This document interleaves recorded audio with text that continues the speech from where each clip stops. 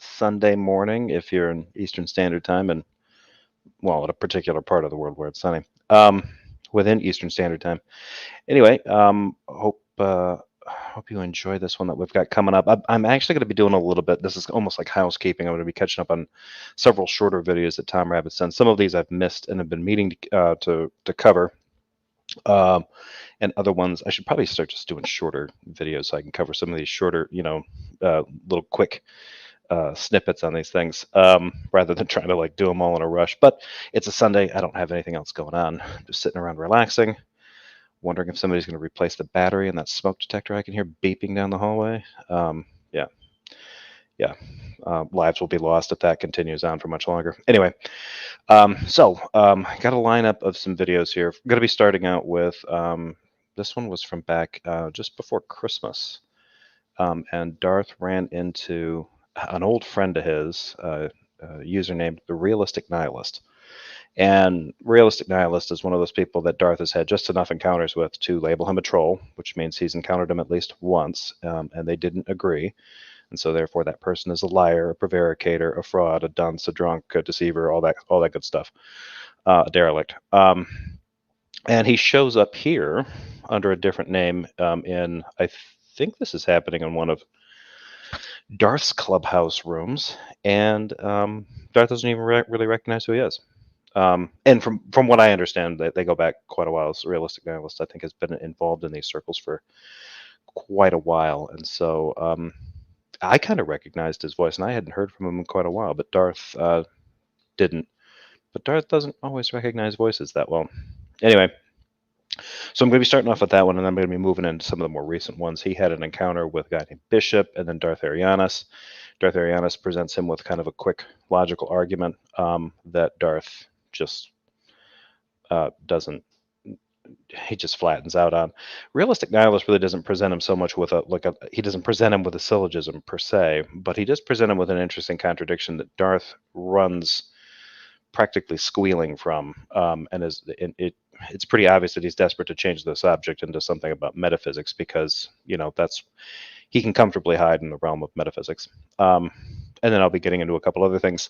And then at the end, I'm going to be moving into a slightly different territory. I don't know if I've ever criticized him before, but Whaddo You Meme did a video a few days ago that was absolutely stupid. And while I don't normally follow him that closely, every once in a while, a video comes out from him, and I hear him attempting to make points or making just lame points, and it starts scratching at my brain like a song I can't get out of my head. So anyway, let me make sure that I'm actually sharing the screen today so I don't start off with nothing. Let's see, and hello to everyone that's here. I'm not going to try to go through all the names because that could probably start to get a little tedious. Although special shout out to Simus Funk, always good to hear you. Thanks for stopping by. Simon says also Darth doesn't watch the screen. Yeah, that would help him a lot if he paid attention to usernames and stuff and did some thinking. And this one guy says, good timing. I just ended my stream. Yeah, that is pretty good timing. Also, Scott Duke, thanks for showing up. Got to give a special shout out to Scott Duke.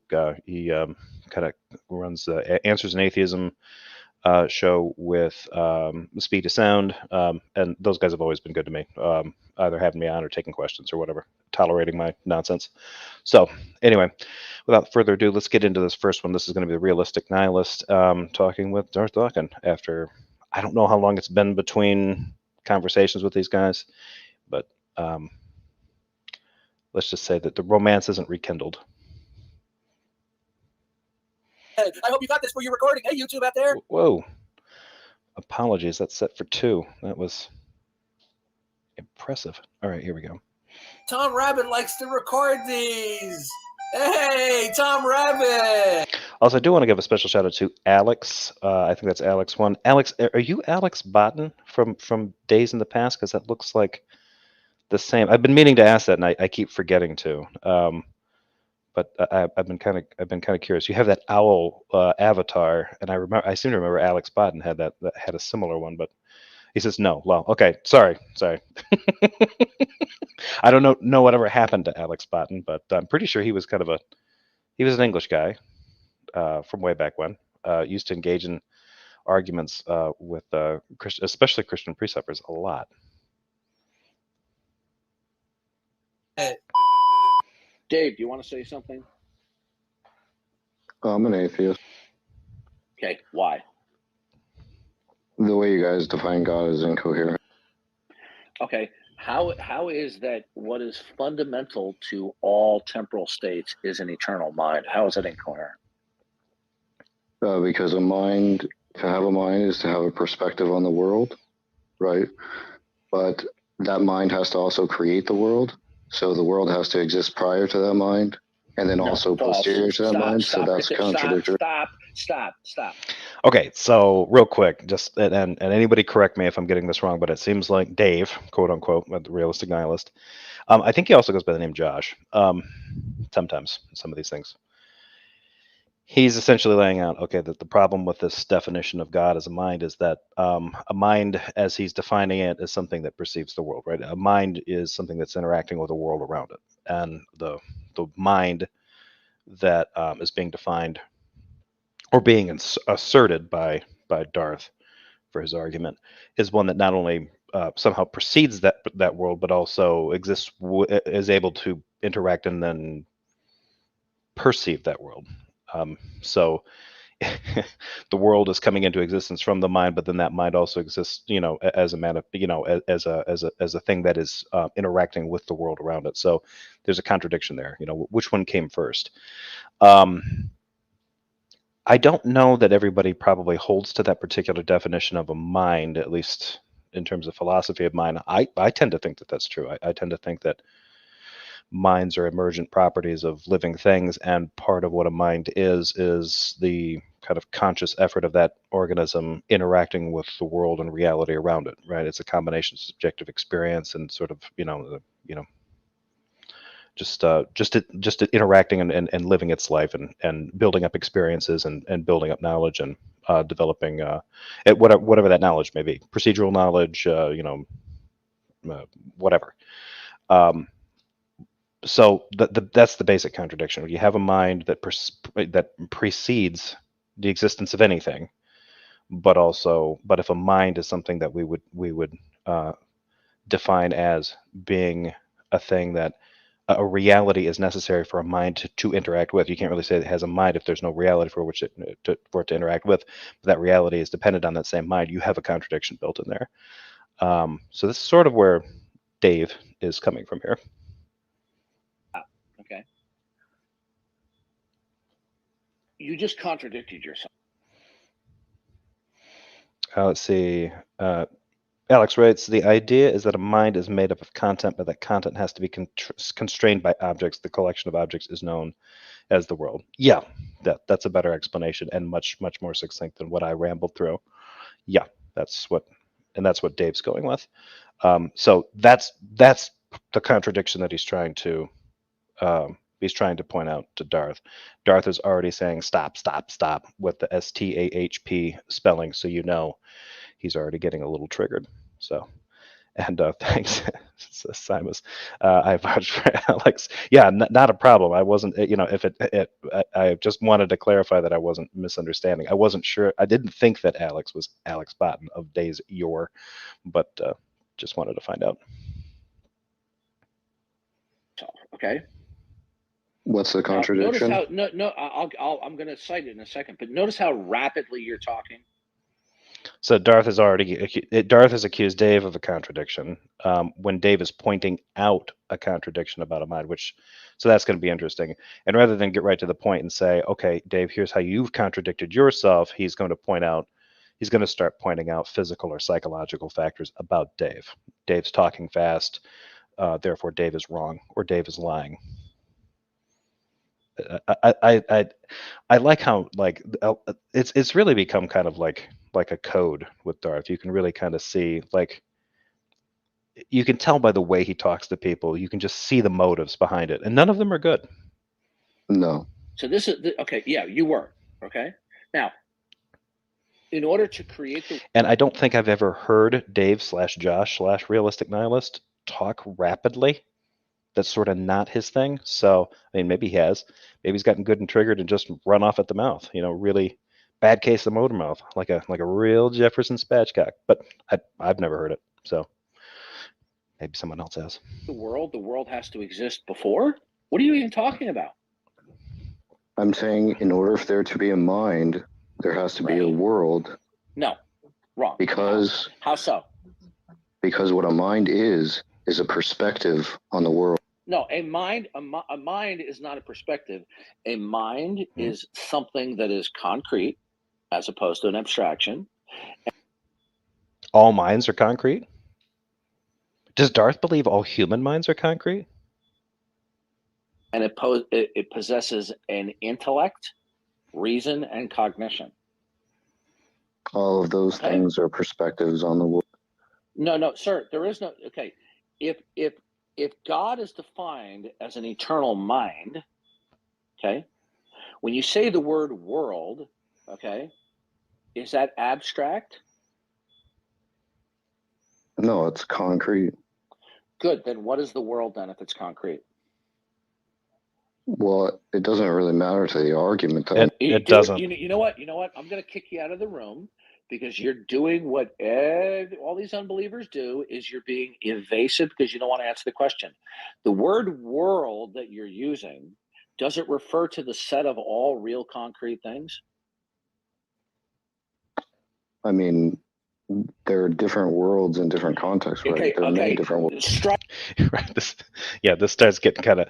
Darth really tries to torture this thing out. And it really doesn't matter because he's only harping on this because he's avoiding the contradiction that Dave has already pointed out, and he doesn't want to deal with it. Like, and he's maybe he thinks he is by trying to get into this weird definition of I mean, he already thinks minds are concrete, which I think is odd. I'm not sure what kind of approach that is. I'm loath to say that that's just wrong. But if there's a philosophical school of thought where minds are just approached as being concrete, I'm not familiar enough with it to criticize it at its core.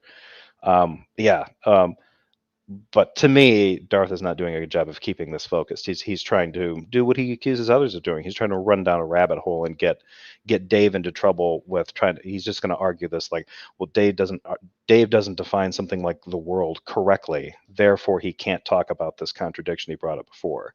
And this is some classic misdirection and some stupidity because even if Dave didn't have it doesn't follow that if Dave can't get another philosophical concept accurate, or maybe he's 100% wrong about another definition, it doesn't follow that the contradiction that he pointed out before isn't worth dealing with.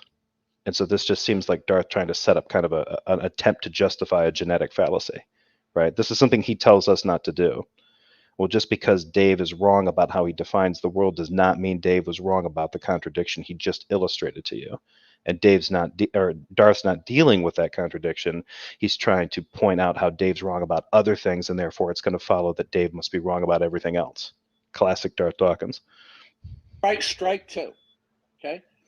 Strike two. You're being strike when he does that kind of stuff. Strike two, and you're being wrong. You're being evasive, right? Like it's not just that you're incorrect. You're lying to him, or you're evading him. You're dodging. Evasive. Okay. Now, I'd rather not remove you from the stage. I want a straightforward answer. I don't have to agree with it, but it better not be evasive. When you use the word world, is it referring to two or more real concrete things? Alex says, I think by concrete he's meaning they're in causal relationships, but Darth doesn't use words properly. So I don't know. I'm not sure either. If Darth has given like an explanation as to why, because I mean, I have heard him plenty of times say that he thinks that the mind of God is a single concrete thing, which I still find a little bit weird because he's one of these divine simplicity types where God is just a simple thing. There's no components of him. So the idea of the mind of God really doesn't follow from that, right? It's more like God is a mind. Might be more accurate for that whole thing, or whatever God is. The mind portion of it is just some sort of abstract idea of God's nature, his simple perfection that we've abstracted out of it. And then see, and there, I think I think there you get a definition of even God's mind that's abstract. I don't know how he's doing it. It's unless he just thinks it's God is a gigantic brain. No, it doesn't have to. Okay, no, sir. The issue is not it doesn't have to. How are you using it? When you use the word world, does it represent only one singular concrete thing? Well, like I say, if you view being concrete as being capable of causal relationships, then a mind could be concrete. Okay, that probably is how he's doing it, because he always balks at the idea of the universe per se being classified as some kind of concrete thing, because he doesn't believe that would be causal. Yeah, that might follow. If you missed the contradiction, this one guy, David, kind of presented the idea where he said that he believed the definition of God that Darth and others is presenting is incoherent. And the incoherence that he's pointing to is that God is defined as a mind, but minds are something that need a world in which to perceive and react. In other words, the content of a mind would be based on objects perceived in the world around it, and the God that they're defining is not only, if it's that kind of mind, it's a mind that perceived all that content, all those objects, and actually is the source and creator of those objects and content, which also populates its brain. That's, I think, the kind of contradiction that Dave's talking about, and Darth is ignoring that part and instead trying to get into this concrete versus abstract definition of what the world is. Or is it a set of two or more concrete particulars? There are worlds in which there's only one thing, and worlds in which there are more. Goodbye, Dave. Hit the road. Okay, you see, they are simply recalcitrant. They are incorrigible about giving a straightforward answer. Okay. Now, if he didn't understand the question, he said, "Well, I really don't understand the question." But then we get this hemming and hawing. Well, it could be this, could be that. No, when you say the world, first of all, if God is an eternal mind, okay, that means the mind of God has always existed, okay. So there wouldn't be a world; there would just be the mind of God, okay. But that would be part of the contradiction. That's part of what Dave thinks is contradictory about that definition, Darth. But you didn't get into that part. I like this. He's now starting to address what Dave brought up after he's kicked Dave. He sent Dave down the rabbit hole and was trying to torture him with these definitions, and then got frustrated, or pretends to get frustrated, whichever the case is. Uses that as a justification to kick it, and now he's starting to address it when Dave's not there to say anything. Although I think he does come back. The world would only come into existence after God created. There wouldn't be a, quote, world before God created, because all that there would be, quote, in the world would simply be God. Right? You see how they just make up this crap as they go along? Yeah, I am starting to see that, Darth. Not sure you should throw around phrases like, you see how they just make up this crap? Yeah, I kind of do. And people wonder why I get irritated and indignant, right? I ask people straightforward, circumspect questions. They don't want to answer. He answered your question. He said your definition of God was incoherent. What was slippery about that? Answer it honestly, and then they just rabbit trail me to death. You rabbit trailed him, Darth. If you're watching this, which I don't think he is, although it's Sunday morning, he's probably not at church, so hit me up, Darth. Well, it's not happening. All right, I'll give you one more chance. Don't blow it. Oh, he's letting him back in. Is the word world, is it referring to a set? No. Oh, it's not. So it's only referring to one concrete particular thing? Well, it's not a set. Sir, do you know what a set is? Yes. This is always a triggering question for Darth. I think his doctor should probably tell him, don't answer that. I have seen Darth ask this question to people and just get like he can barely get the word out because he's clenching his teeth when he's pronouncing set. He just flips out. Set is like mathematically, it's a construct that has many members, or Yeah, it may have no members. if I had 4 marbles, is that a set? Here we go.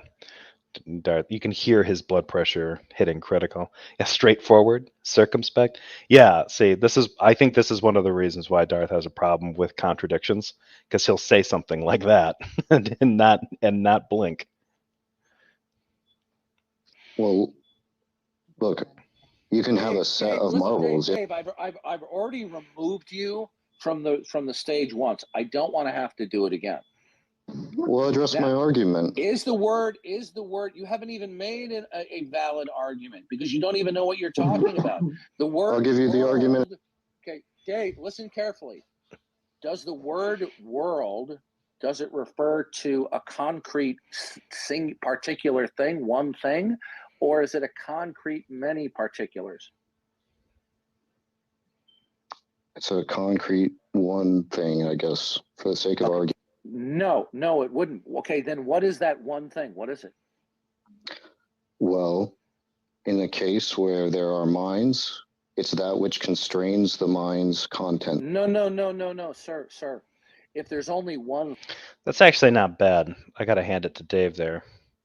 I don't know why Darth is pushing back on this so far and not asking for more clarification, but maybe he's already had this conversation with Realistic Nihilist. So Thing, nothing constrains it. It just simply is what it is. Right. Well, if nothing can, you're not understanding. You're making so many metaphysical errors here. See now, yeah, Alex, it's fantastic rebuttal. Yeah, I like that from Dave. I like that he said, like, yeah, it'd be the one thing that's constraining all these minds, right? All these minds are perceiving this one thing. But or maybe he's being sarcastic. He's saying invalid, laughing my ass off. I don't know. But Darth, now I really don't think that Darth knows where Dave's going with any of this. Like he's heard Dave say that God is incoherent, which is already irritating him, right? Which is not what Dave said. Dave said that the definition of God that you're proffering is incoherent, but that doesn't stop guys from taking it personal, right? And so I really do think that that's a jump that these guys can't make. I don't think that he can parse that out. The difference between like, okay, you know, I could believe that there might be a God, some supernatural entity, but I can still have an argument with another person about their definition of God seeming contradictory or incoherent, etc. But Darth seems to just think, no, you're just an atheist that's coming in and saying God's incoherent. Nope, that's not necessarily what's going on. And keep in mind, like Darth is sort of rabbit trailing this Dave guy, and it hasn't really. I don't think he's concluded yet that this is the Realistic Nihilist. I don't remember, but I think maybe at the end of this video, somebody reminds him of who he is, and then of course it all comes together for Darth. If the mind of God, okay, is all that is logically prior to creation, then there is nothing to envelope or encapsulate or constrain God. Do you understand? Yeah, that's impossible. How? Because God himself would be what is ultimate. Okay. Possibility. Listen carefully, okay? What is it? I ask this question all the time. If you get listen carefully. It always sounds like when he says listen carefully, he's going to lay out an explanation, because it sounded like he had more to explain there, but now he's decided, no, he's just going to ask another question. Give me an evasive answer, I'm going to remove you from the stage. Now, define evasive, Darth. Does circumspect have anything to do with it? I want you, when you said it's impossible, I want you to tell me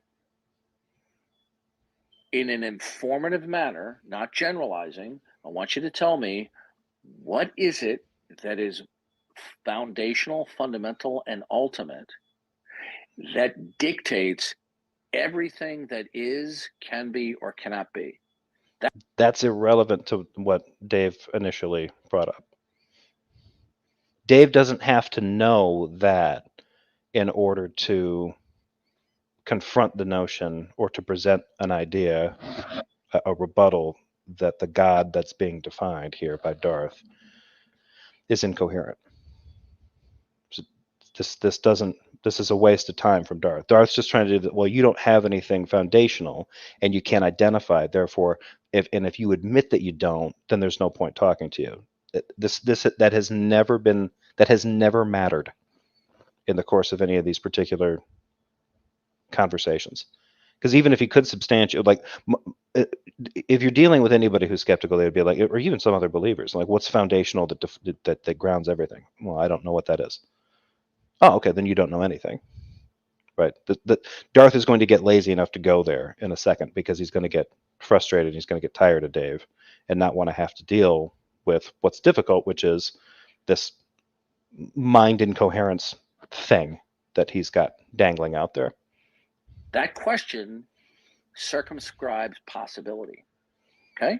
So I'll repeat the Circumscribes possibility. What is it that is foundational, fundamental, ultimate, that institutes and secures what is, can be? Okay, so now he seems to be trying to lump in, like, well, you need this in order for something, for modal logic to be a thing, right? Because you don't have potentiality without this thing creating things that can actually happen in the world. That still doesn't matter if you're talking about something definitionally incoherent.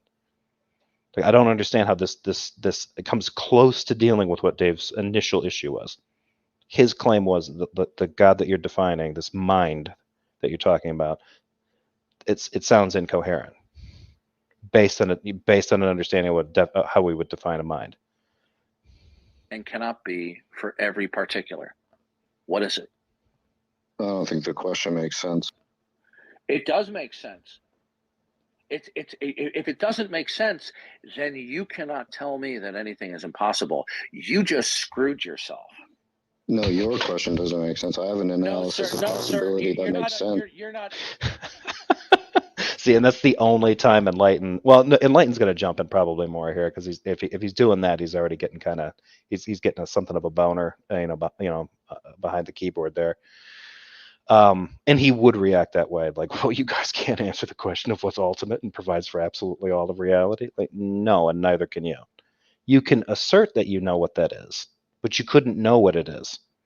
This is one of these things that these guys like it could be the case that there is something that exists in reality that provides for absolutely all of reality, some undergirding thing, a single unifying thing, that's also the cause of all those things. That could be the case, but given the other definitions of what this thing must be in order for it to work as the definition of the God that Darth is fapping about, you couldn't know it.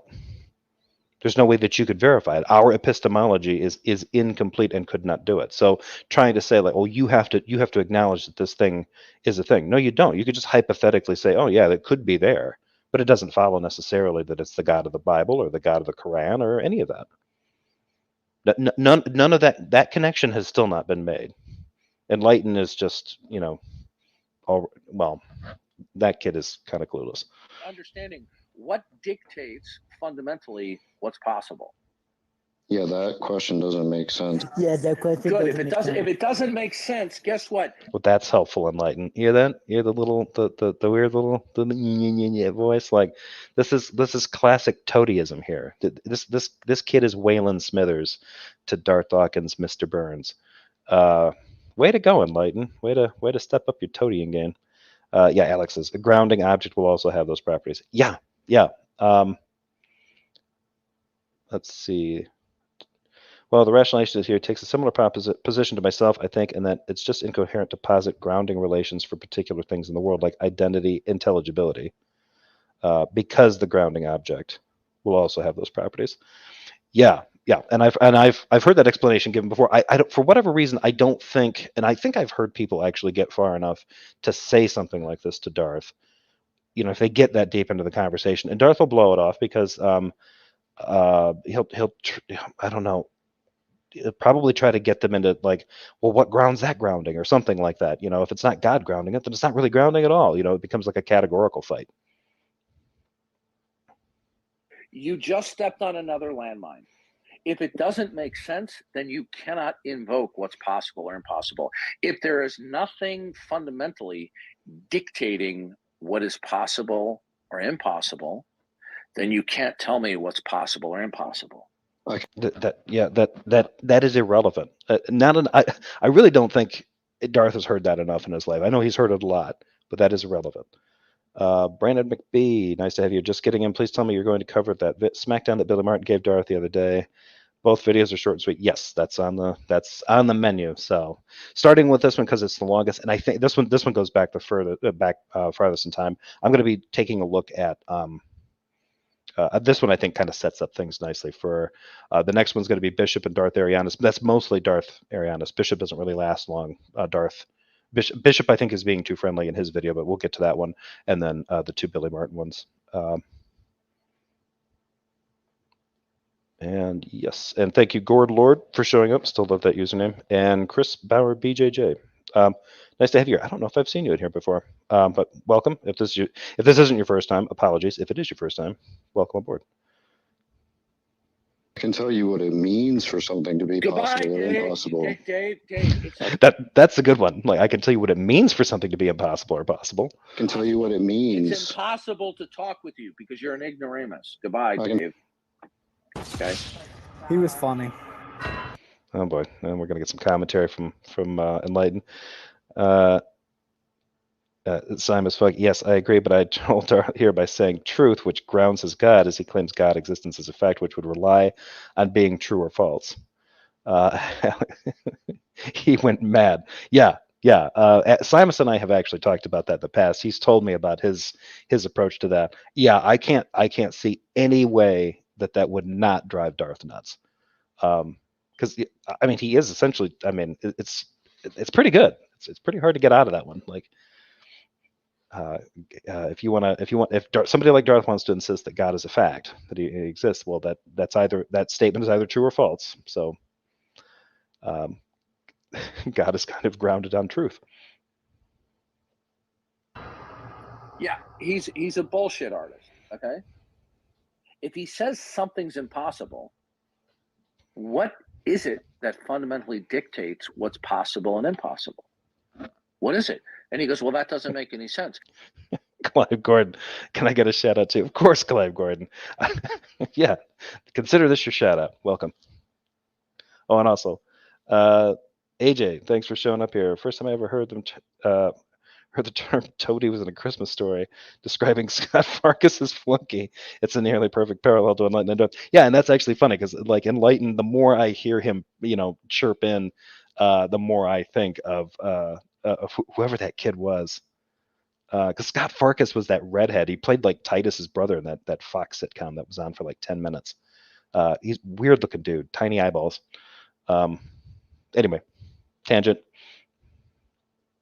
If it doesn't make any sense to say what dictates or what instantiates what's possible and impossible, then how can he say that something is impossible? Because there would be nothing dictating impossibility, would there? Do you see how he completely screwed himself? He knew that I had him cornered. I actually wanted to say, yeah, Darth has yellow eyes. If Scott Farkus had yellow eyes, I think that kid actually had a liver condition, because yellow eyes, that's a sign of jaundice. And that kid, he needed medical help. Might have explained maybe his attitude problems. Although with a liver issue, he'd probably be a little weak too, and that kid had the energy to beat up the local kids. So maybe he was just a demon. But he was going to lie his way out of it. He was going to lie his way out of it. How do you know he was lying? His position was self-stultifying. It was self-refuting, but he wouldn't admit it. Okay, if something's self-refuting, that means there's a contradiction in there. Did Darth at any point determine Dave's contradiction or TRN's contradiction there? Other than to get him into a semantic debate about how he's going to define world, and whether it's a concrete or it's an abstract, or it's an abstract one or it's an abstract many, a concrete one or a concrete many, or whatever. But his position is automatic. Now, I know that Darth believes that anybody that doesn't assert, that there's this ultimate thing grounding things, is just doomed from the get-go. but he can't demonstrate how that's an actual contradiction. He just insists that it is. That's the assertion. There's no argument to demonstrate that. There's no evidence to demonstrate it. So he's still just pissing up wind, peeing in the ocean. I don't know which particular metaphor works best here, but you know. If nothing institutes and secures what is, can be, and cannot be for any particular. Okay, but if people have done this before and just said, okay, well, what if I just put another thing in there and say that's the grounding for all these other things too? No. Darth will then point out it can't be that because it doesn't meet some other necessary thing that God brings to the table in order to make things thus and so. Again, but it's based on an insistence. It's based on just a naked assertion. It's not based on any kind of real argument. Then if he says whatever's possible or impossible is purely an arbitrary declaration on his part, because as he just said, there's nothing that dictates what's possible and impossible. So how can he say anything's impossible? You see the ignoramuses that I have to deal with? And I wouldn't be so indignant and harsh if they weren't so stiff-necked, right? That's and a biblical term. Incorrigible in their stupidity. They're not truly this stupid in their personal lives. Stiff-necked was a term used to describe the ancient Israelites and their stubbornness when being told that they needed to do something by Yahweh.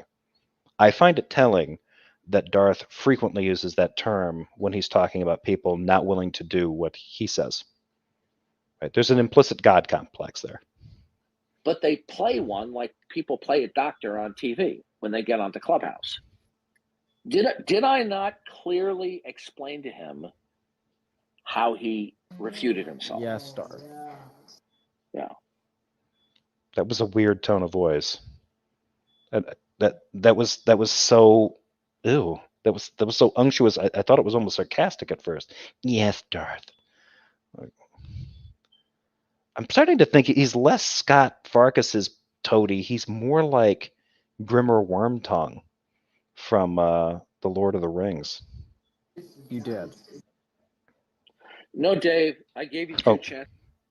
I want to hear that again. He refuted himself. Yes, Darth. Yeah. You did. No. Oh, okay. I think that's enlightened trying to sound smart. Yuck. No, Dave, I gave you two chances. You're not coming up again. You can put your hand down. And then he said, "You don't make any sense." Hold on a second. Dave, you can put your hand down now, because if you don't, I'll remove you from the room. Did Darth mutant? Jesus, I'm starting to talk like Darth now.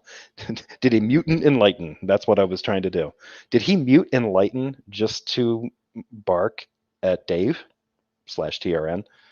I think he did. So put your hand down, Dave. Good. I blocked him. I don't know if that was necessary, Grimmer, but you see, this is the problem with people. They're not careful thinkers, and when that they is a get problem. Outsmarted, right, and their reasoning is shown to be incoherent, then they just lie about the incoherency of their own position.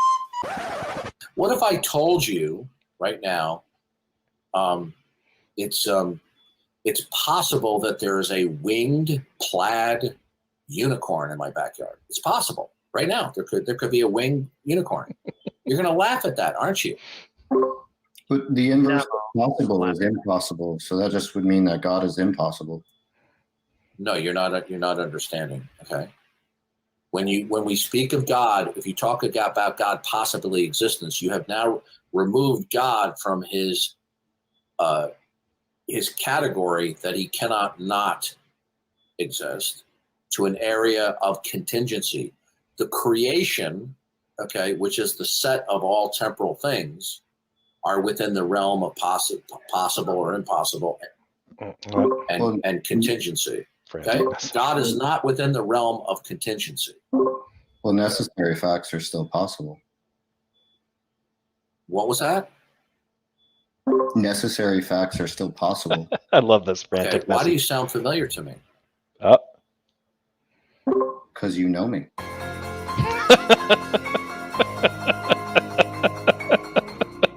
Okay, yeah, go to hell. Repent. Okay. well, which one is it, Darth? Do you want him to go to hell or do you want him to repent? Because if he repents, he's not going to hell. Okay. Confusing. Yeah. Yeah, I hear this argument. and he is going to hell. By the way, don't feel sorry for him. That's a scumbag who has been stalking me for 8 or 9 years. Scumbag. Okay. Did you get that, Tom Rabbit? Good Lord. All right. We'll remove that one. Okay, on to the next one. So yeah, I think Dave did okay. But that kind of sets things up. I mean, that could have just been like that could have been a fairly casual back and forth until Darth peed and pooped on everyone. To use his language, that's not something I would normally use, but that's these people are urinating on me and defecating on me. Like, and some people wish they could do that, but let's see. Yeah. Imagine if Dee Dee's worst enemies did repent and went to heaven, and Dee Dee arrived. Yeah, won't he be surprised? Like, oh, you got into the party too? Yeah, Peter loves my YouTube channel. Damnedest thing. All right, we'll drop that one. Let's move on to the next one. Okay, so this one was done just after Christmas. Looks like Tom put this one up on the 31st of December. This one is Darth Dawkins versus Bishop and Darth Arianus.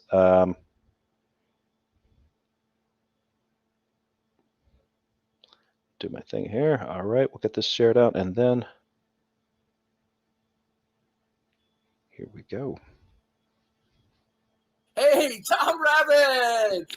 Also, let's see here.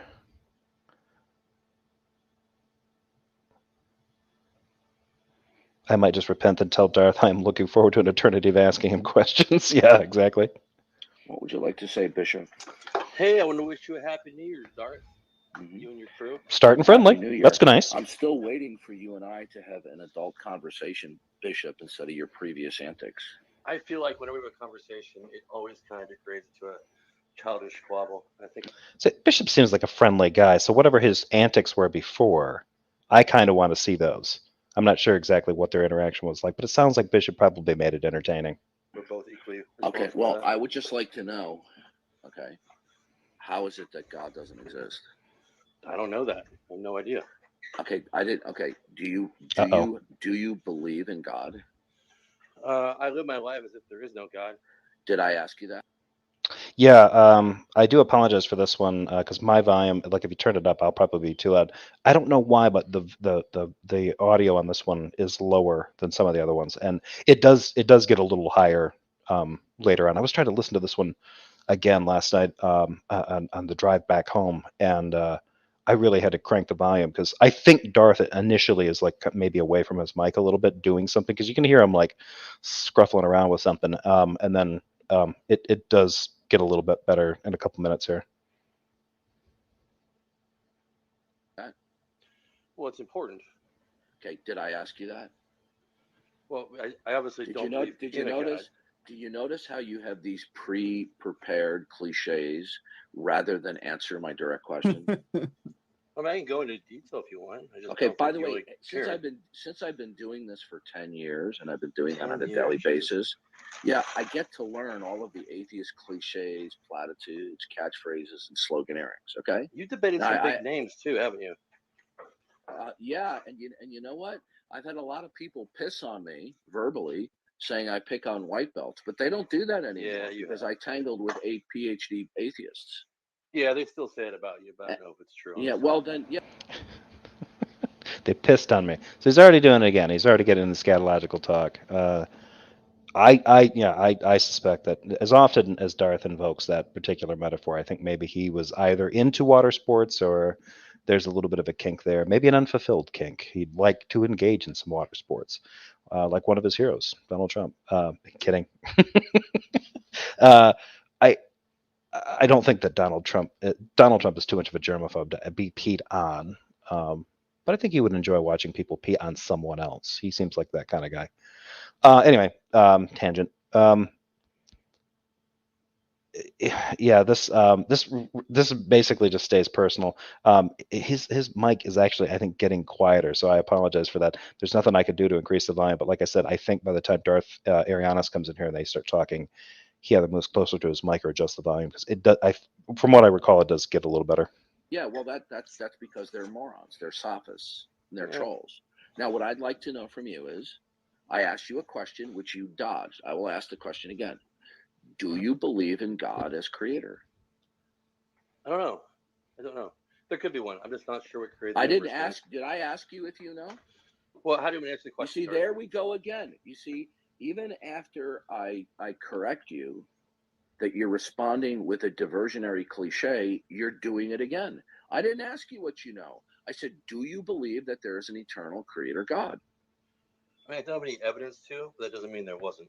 Okay, listen to me carefully. Do you believe? See, you're dodging again. I mean, do you really enjoy being embarrassed? Well, I mean, are you trying to embarrass me? No, I think you're doing an excellent job of it yourself. I don't feel embarrassed yet. Well, I like this Bishop guy. I think this is interesting.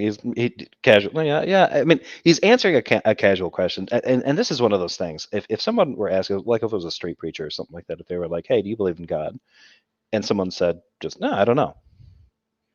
I don't know if I believe in a God or not." You know, I haven't thought about it, or I haven't thought about it deeply to really decide if I'm inclined to think that there's one or inclined to think, nah, it sounds like hokum.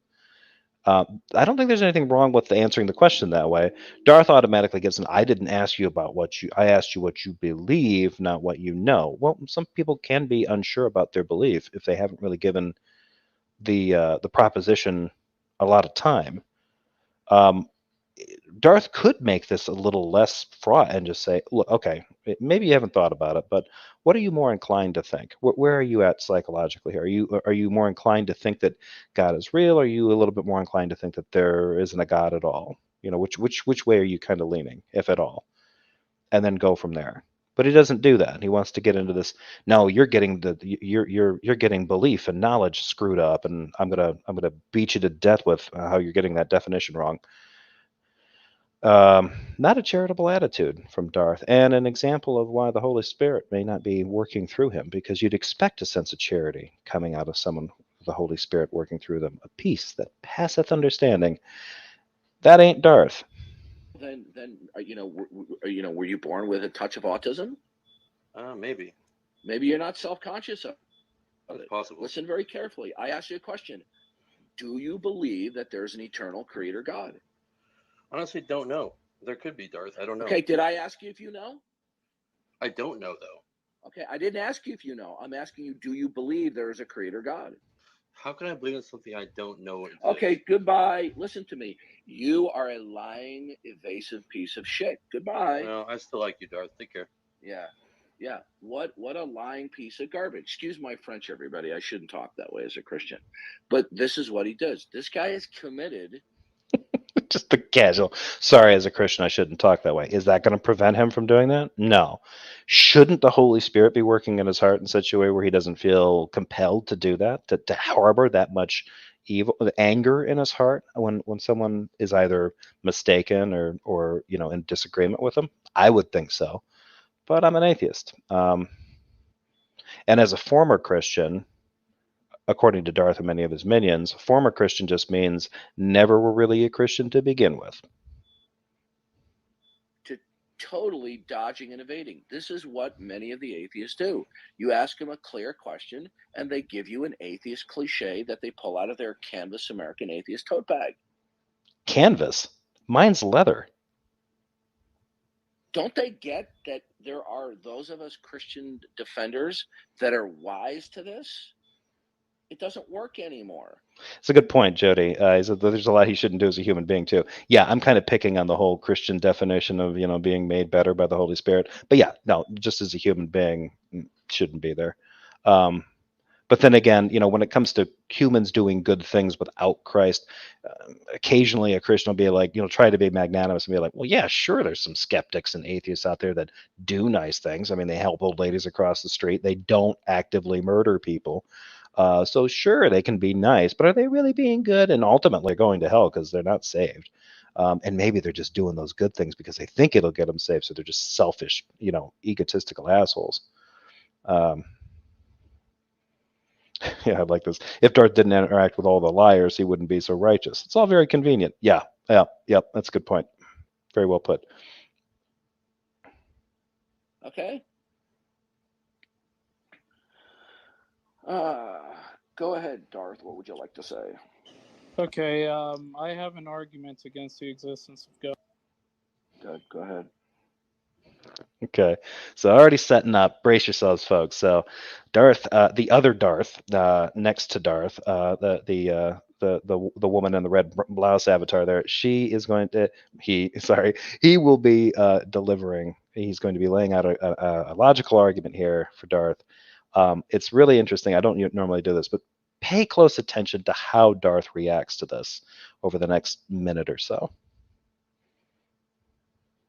Okay, premise 1, if God exists, then it is the case that the not God worldview contains a logical contradiction. Premise 2, it is not the case the not God worldview contains a logical contradiction.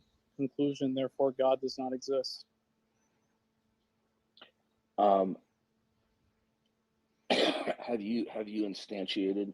How do you know the not God world doesn't have a contradiction? Because what it means. Hold on. Okay, you're not going to run amok like you are in other rooms. Okay. I find this interesting.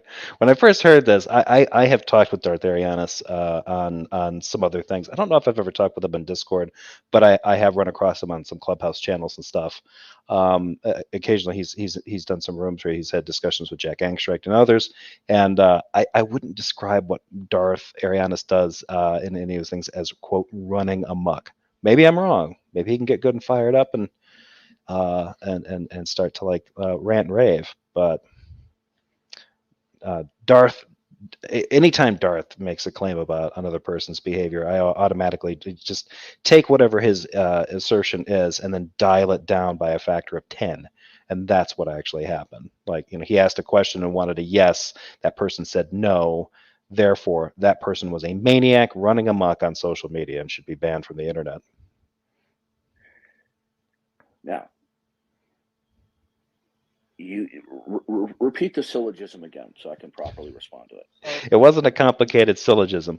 And this is a good point. This is a good time to point this thing out. So Arianus is putting out, and I think he's actually here in the chat. If you are, give it, because I think he popped up as Grande Mashups. If that's you, Darth Arianus, give a wave. But it's a modus tollens argument, right? That's the inference rule that he's using. And I don't think Darth would recognize it. And the way Darth is already, the first thing he wants to do is ask him. He completely took it the wrong way. Right? How do you know the atheist worldview doesn't have a contradiction in it? As if that's what Arianus is saying, right? He's saying no, the atheist worldview doesn't have it. That's not the argument. That's not what he presented to you. The argument presented to you was a modus tollens argument. Modus tollens meaning it's a method of denying, right? So it's P implies Q, P P implies Q, P not Q, therefore not P, right? That's modus tollens, and that's what he laid out there.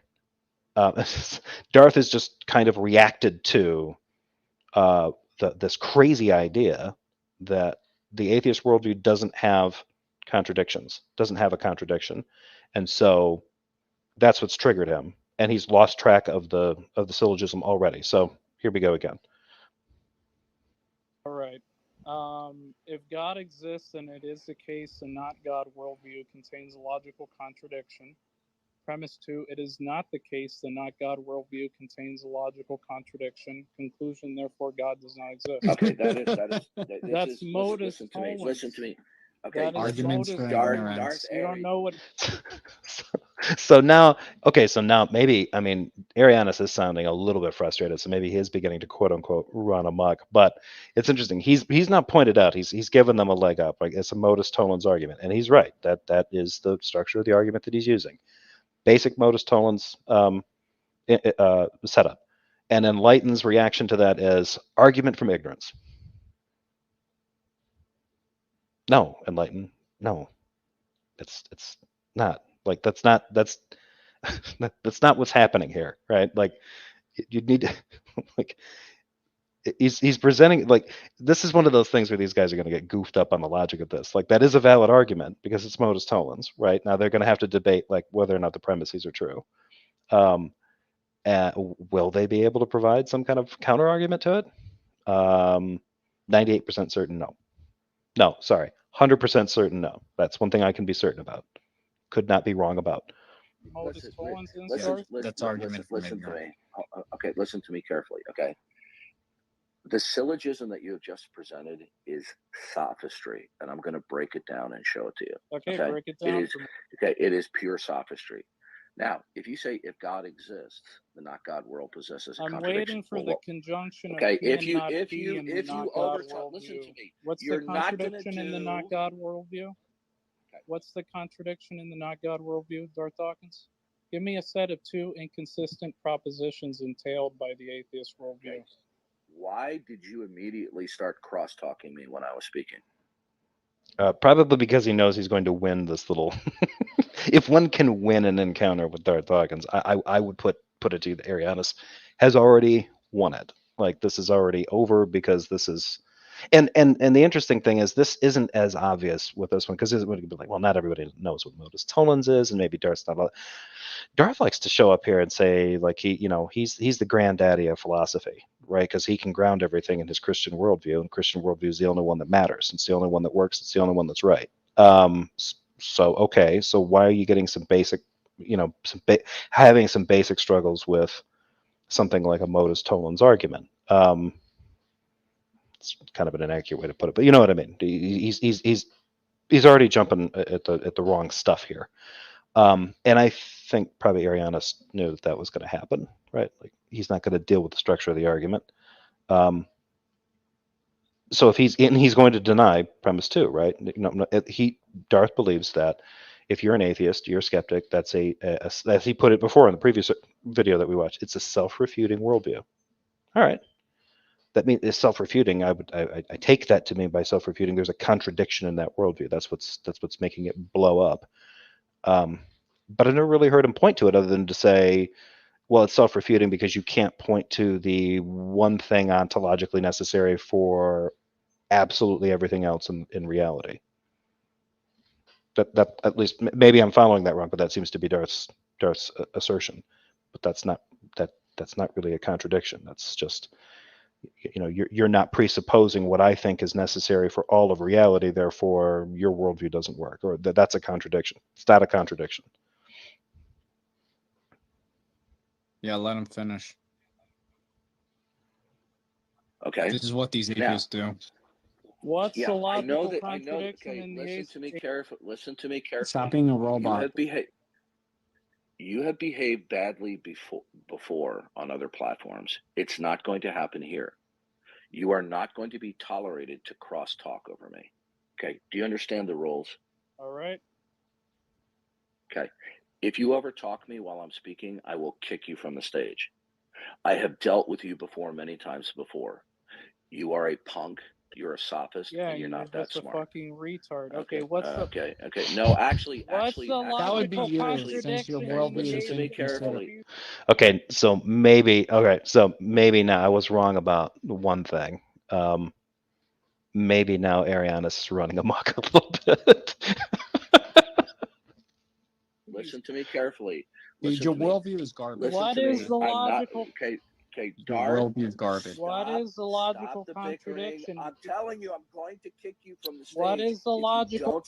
Okay, goodbye. This guy is such a freaking troll. It's pathetic. Okay, I mean, I warned you over. What is the logical contradiction? To show you that I'm a patient man, I would have been completely justified in removing you from the room. I will give you one more chance. All right. If you are rude and you crosstalk and you keep on doing this rapid fire machine gun talking and you are bickering, I will eject you from the room. Okay? Are we clear? And the reason why I'm telling you this is because this is what you have always done on other platforms, because you are a sophist. You do not know how to dialogue like an adult. Now, your first premise that if God exists, there will be a contradiction in the not God world. What would that contradiction be? There is none. Listen to me carefully. No, if So now Darth is starting to shift. Like that's not the point, right? Like Darth doesn't disagree with premise one, right?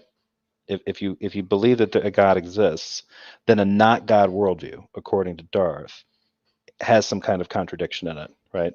He's said this follows from what he's attempted to grind into people for years that he's been on social media, right? So I don't think he's trying to address premise one, and he's trying to say like, okay, well, what's the what is that contradiction? He's asking Arianus to give the answer that Arianus is looking for, because Darth is going to like reject this argument based on premise two, right? Because premise two is saying that that as laid out as the not God worldview, or the atheist worldview, doesn't contain a contradiction. So if Darth wants to attack this particular argument, he probably needs to address P2 and point out that there is some kind of contradiction in it. So that's where he would need to go. Trying to focus on P1 and say, well, you haven't, you need to tell me what the contradiction is. He's missing the point of the argument. You say that exists. God is Listen to me. logically Okay, necessary. listen to me. Did I not fucking warn you? Yeah, Conduct seriously. yourself like an adult. What is So now he's dropping F-bombs. So he's getting frustrated. Maybe it's because Arianus called him the R word. I don't know. But he says, why would he ask me for the contradiction if he himself claims there is one? Lol, he's senile.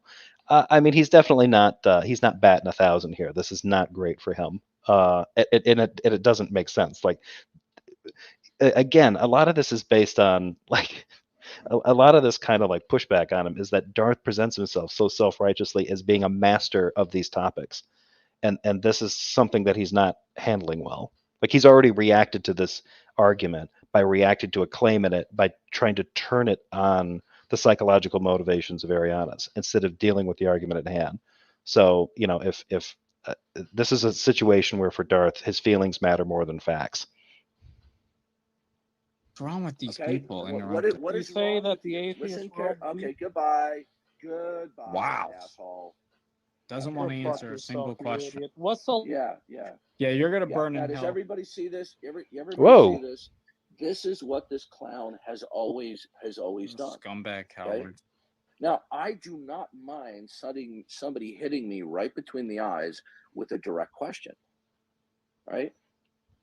He has the balls to call me a retard. I am far from a retard. Okay?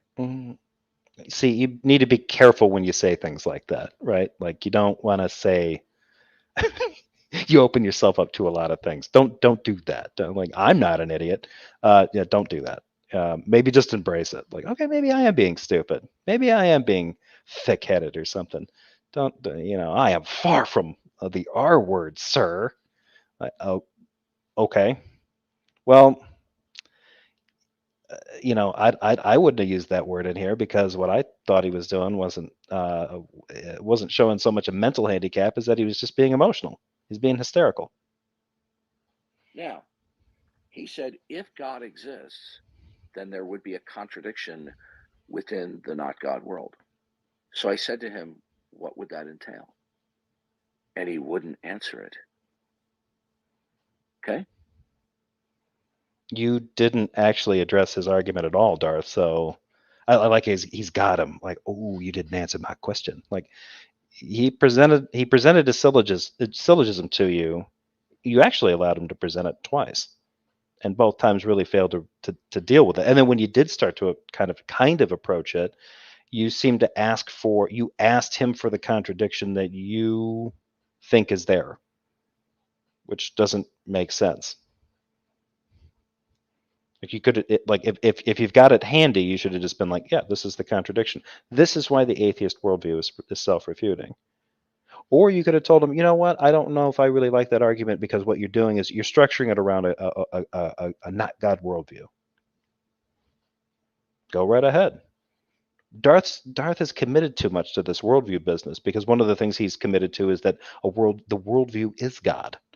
I think this is a clever argument from Arianus. I think that it's an interesting way of kind of like laying out a modus tollens for Darth to just sort of like, step on and screw up. But I think the real central problem for Darth is that he doesn't have a solid, he doesn't make a distinction about what he means by worldview. A worldview can be a collection of ideas and perspectives of an individual, but it also is a collection of ideas and perspectives that is necessary for properly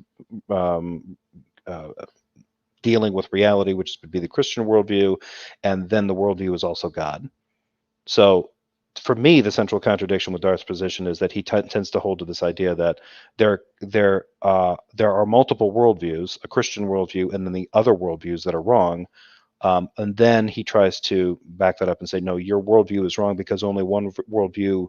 It's not just that one worldview is correct, only one worldview is necessarily possible. And that worldview is God, the Christian God. That's where Darth usually screws this stuff up, for me. And I don't know that he's actually dealt with it from that just kind of a broad, simple stance. Like, which one how many worldviews do you think there are? How many worldviews do you think are possible? If you think there are more than one worldview, there is more than one worldview. How are they possible, given the other things you're saying about worldviews? He contradicts himself a lot on just defining what a worldview is or what other worldviews are. Sorry, I think I'm starting to ramble. So, if God existed, the contradiction would be the not God world itself, right? Everybody following me? Yep. If God exists, right? If the God world exists, then the not God world would contain at least one contradiction, right? But if God exists, that's what he laid out. The not God world itself would be a contradiction That's to God existing. That's just an assertion. That's not dealing with the argument, though. See, again, he failed. He failed at dealing with that argument. That's not that doesn't satisfy. F grade. Go back to class, Darth. All right. Well, that takes care of that one. Let's take a look here. Well, in this case, Darth's big problem is that he is way overcommitted to atheism, entails internal contradictions when his actual position is atheism contradicts his worldview. Yeah, I think there's something to say about that, right? And that's sort of my issue with it, because I'm seeing too many of these precepts from him to, like, the ones trying to get their junior Darth badge, like Enlightened One, and then sort of the old lieutenants like Tone and J. Robin, where you can't really narrow down what the hell they mean by a worldview, or, because it's like, well, I have a worldview and it's Christian, so it's right, and you have a worldview that's not Christian, so it's wrong. Okay, well then that person that's saying that is admitting that more than one worldview is possible. And then they have to deal with what that entails. But oftentimes what they do in the attempt to defend the correctness of their own worldview is to insist that it's, first they'll kind of back up to, it's the only one that's right, which is a hell of a claim to make. But okay, let's say that they want to do, it's the only one that's right, which means other worldviews are possible. They're just all incorrect or lacking in some way, right? But then they'll back it up even further, and then make these arguments about God being the precondition necessary for all this kind of stuff, which entails that it's the only worldview possible, which changes things, because now it's not a position of, well, I'm in a Christian worldview and therefore I'm right, because I acknowledge God, the God of the Bible, and you're in another worldview and you don't acknowledge the God of the Bible and therefore your worldview is incorrect. Like, no, that doesn't follow. What actually follows from your position is that we're all in the same worldview, a Christian worldview, and like your favorite Paul in Romans, people aren't cherry picking things out of your worldview. They're in your worldview, crossing things out they don't like God and salvation and sin and all that other stuff. That's more consistent with where they go in their ultimate defense. But they know that entails problems. And the problems that it entails is that now they have to defend what Paul is claiming there. Everybody knows God, but they're defending him in righteousness. Okay, so anyone who disagrees with Paul is just an inveterate liar at a spiritual level. There's no way you can demonstrate that. It's a weak claim to make. And they don't want to do that. So they've sort of combined the sort of theological claims that Paul makes with Romans to bolster the sort of crappy claims that Van Til attempts to make with multiple worldviews. But even Van Til, a lot of the stuff that he puts in his book, which I'm still attempting to get through, sort of misses that point where it sounds like he believes in the notion that there's multiple worldviews and a Christian worldview should presuppose the existence of their God, but then he'll start talking about their worldview as if it's unassailable. And the way he defines that God, it entails their worldview as the only possible one, and that worldview is in and of itself God. So it fails for me because it's a contradiction. It can't be the case that a worldview is simply my collection of beliefs about reality around me, but it's also ontologically the only thing possible, that which grounds all of reality and is the creator God. Those two things aren't matching up. I think Christians spend too much time. These kinds of Christians are spending too much time trying to tap dance in between the two of them, try to have it both ways.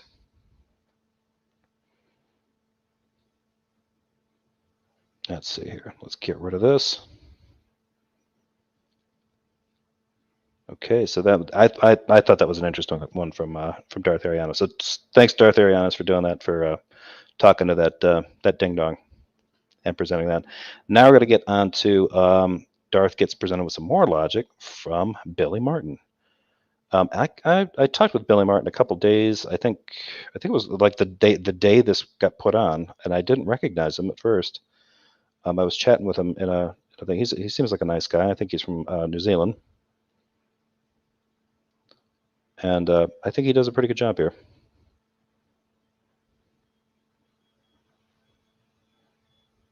All right, that's sir. Here we go. Here we go. Hey, Tom Rabbit! I hope you got this for your recording. Hey, YouTube out there.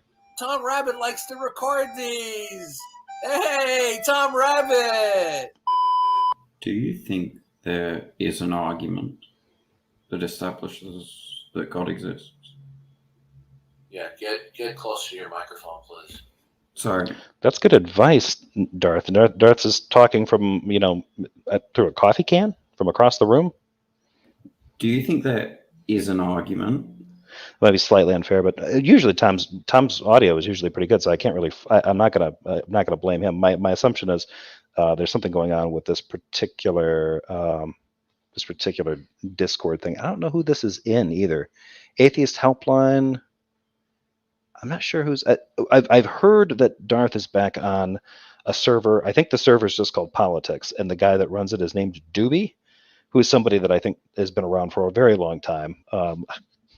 I've heard some famous rants of Darth's that have been recirculated throughout the internet, where he's yelling about Doobie giving him mods or Doobie taking mods away from somebody or something like that. It's just funny to hear him, in anger, use the word Doobie. But yeah, so he's kind of slithered his way back over to Discord now, and he's just on this one. I think he probably went to the server owner. He got Atheist Helpline set up, because anytime he gets his own room set up, I think he always uses that title. And so this is his room where he's got more or less total control, because that's how he needs it. Needs his blankie. That establishes that God exists?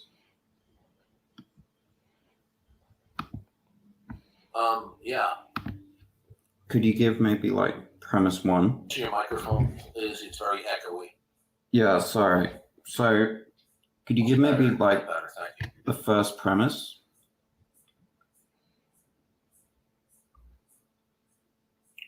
Well, there's a variety of ways it can be presented.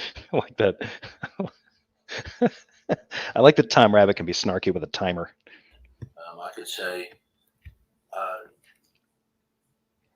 we can recognize that God exists if and only if he has revealed himself. Premise 2, God has revealed himself. Conclusion, God exists.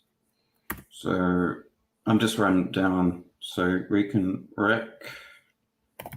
recognize that. Yeah, so for example, so there's only one way that we can rationally justify the existence of God, and And that is an appeal to the fact that he has constructed the world in such a way as to reveal his existence. If a line of reasoning, regardless of how sophisticated or powerful it may be, if it doesn't include referencing God revealing himself, then there's no God to speak of. Okay? Okay.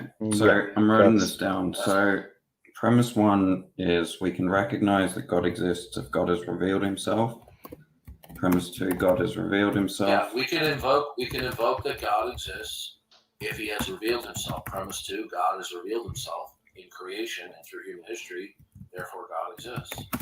Okay, so look out for number one's a circular argument. You are exactly right. It's circular because that is affirming the consequent.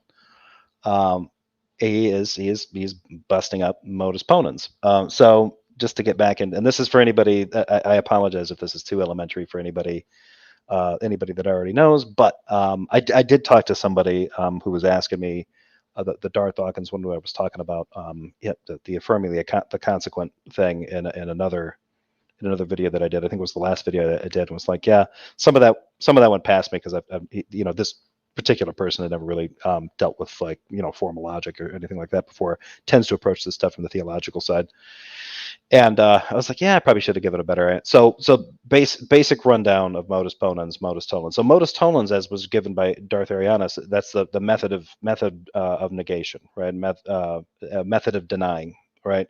And it's if P, then Q, not Q, therefore not P, right? And that was the structure of Darth Arianus's argument presented to Darth Dawkins before. The modus ponens argument is pretty simple. It's P, therefore Q, P, then Q, right? P implies Q, P, therefore Q. So really basic one can be like if I meet Simus Funk at a coffee shop, I am happy, right? I met Simus Funk at a coffee shop, therefore I am happy, right? That's kind of a modus, kind of basic modus ponens, right? That could be untrue, but it's a valid argument, right? Where affirming the consequent comes in is if you flip those around a little bit, right? So you just flip P and Q. So if I meet Simus Funk at a coffee shop, I am happy. I am happy, therefore I met Simus Funk at a coffee shop, right? That doesn't work that way, because I could be happy for another reason, right? And that goof up is affirming the consequent. That is precisely what Darth Dawkins is doing here. So I hope that explanation helps. You can verify that with some online searches. If I screwed it up, yell at me, let me know, because if I screwed it up, I deserve to get yelled at. But that's the basic one. To go back to the one-way argument that he was doing, because I was laying it out in his affirming the consequent, he kept trying to present that. He was either messing it up, he was misspeaking, or he was intentionally trying to present it as if he somehow thought that if you do, well, P implies Q, P therefore Q. Is that valid? Yeah, that's modus ponens. But then he would present to them P therefore Q, Q therefore P. That's a begging the question fallacy. That's an informal fallacy. No, it's affirming the consequent. It's a formal fallacy, and it's unfortunately not that uncommon. And here we see Darth doing that. So enough of that. I've lost viewers at this point. No, I haven't. Sorry. Right. Okay. So I'm just writing this down, and therefore no one wants to meet Simus Funk at a coffee shop, in a pub maybe if he's paying. Yeah. Well, whatever. Wherever it may be, just as long as we don't affirm the consequent about the situation. That's all I ask. the conclusion is God exists. Right. You never met me at a. Yeah, apologies. I probably shouldn't have outed myself. Yeah, I'm sorry, Jim. I'm cheating on you with Simus, and it's good. All right, deal with it. I don't know how you would establish the existence of God without either a direct or an indirect appeal to the fact that God has revealed his existence. All right. So my problem here is that P2 assumes the conclusion, so it will be circular. Do you have an argument for P2? No. The conclusion is simply that God is. P2 is just simply God revealed himself. which assumes that God exists. No. It assumes the It's not the same. conclusion, No, it's God revealed himself. which assumes that God It's not the exists. same thing as saying God exists. Yeah, but it assumes that God exists. This is hilarious to me. Darth has a real yeah, if you want to say that it can, something has to exist in order to reveal its existence, right? That just naturally follows. Darth's actually pushing back on this. So even if somebody were like, you know what, this modus ponens and modus tollens nonsense, you know, I don't have time for formal logic. Don't give me any of this inference rule bullshit. You know, here he is like, no. Yeah. Well, the affirmation of his existence doesn't have anything to do with whether or not he actually exists.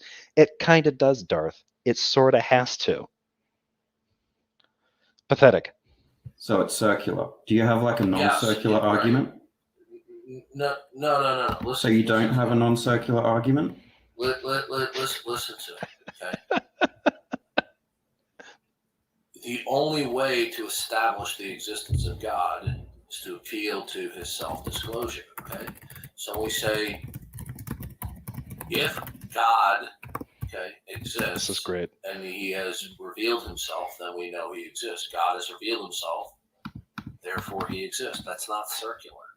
It's affirming the consequent. Does premise 2 yes. presuppose God exists? No, it presupposes that God revealed himself. Jesus Christ, which presupposes his existence. It can't reveal something that's not there. What I don't understand. Like at this point, I don't know what's happened to Darth. In any stories about like potential past strokes are starting to they're starting to gain some relevance. I'm starting to think like maybe there's something to that. This is ridiculously blinkered. Like I don't know if he's just being intentionally obstreperous here, or if he's really not getting it. Which presupposes that God exists. Do you have like a non-circular argument? God revealing himself is not the same. It's not the same proposition as that God exists. I know, but it is Exactly. But if you're going to put the proposition out that God is revealing itself, it presupposes that he exists in order to reveal his existence. You can't have one without the other. You can't have a revelation of existence without existence in the first place. Darth is quibbling over something that is so childish. This is so weird to me. Like Darth would rather look stupid than admit that this guy's right, because he doesn't have to admit that he's wrong. That's what's so sad about it. Darth's not necessarily wrong in how he's going to address this argument. But this guy's saying, hey, premise 2 is circular. You'd need an argument for this to kind of get you out of this. He's like, no, it's not circular because this. No, look, if you want to put this in this way, you're going to have to change your argument, or you're going to have to provide an argument for P2. He's like, no. The problem that you're saying doesn't actually exist. That's not the way to address this issue, Darth. Like, when he can't admit that this guy's got a point, so he's going to die on this hill that the revelation of existence doesn't require existence. This is fascinating. It assumes that God exists. No, it presupposes that God revealed himself. How can God reveal himself if God doesn't exist, right? It assumes that God exists. Okay.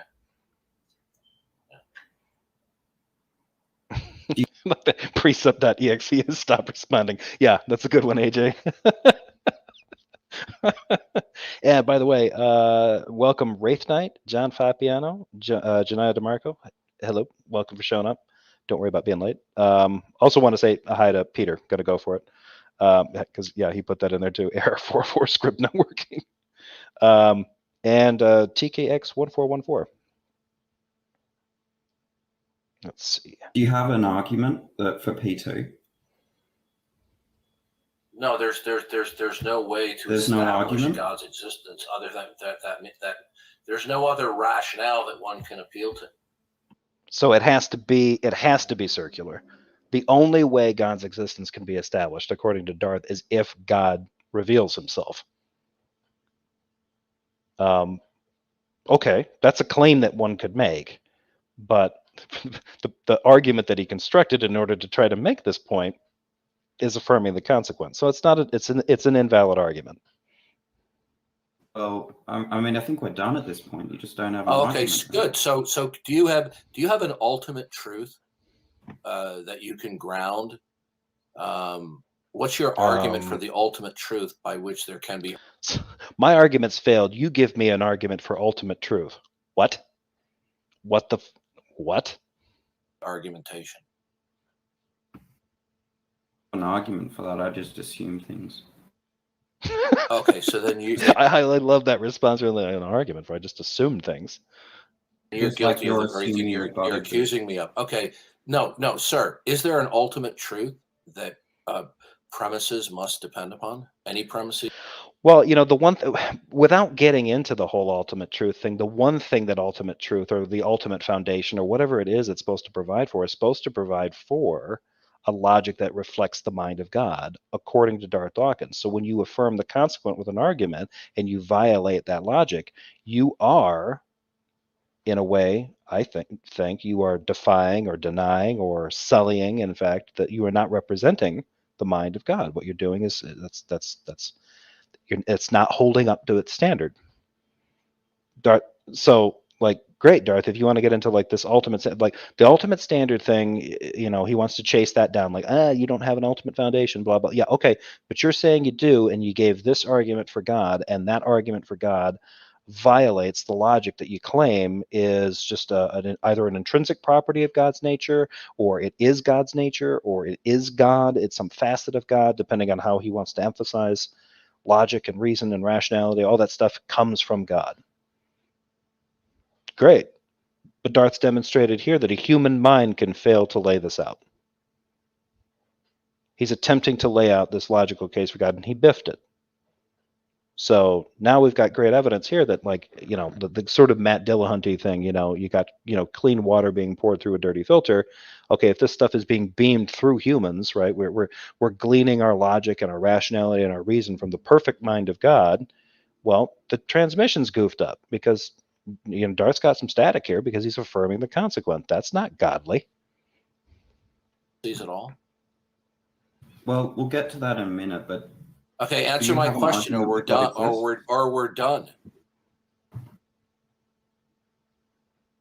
Is there an ultimate truth? I think there's truth. I'm not sure what you mean. I like how Darth is declaring that they're done. We're going to be done here.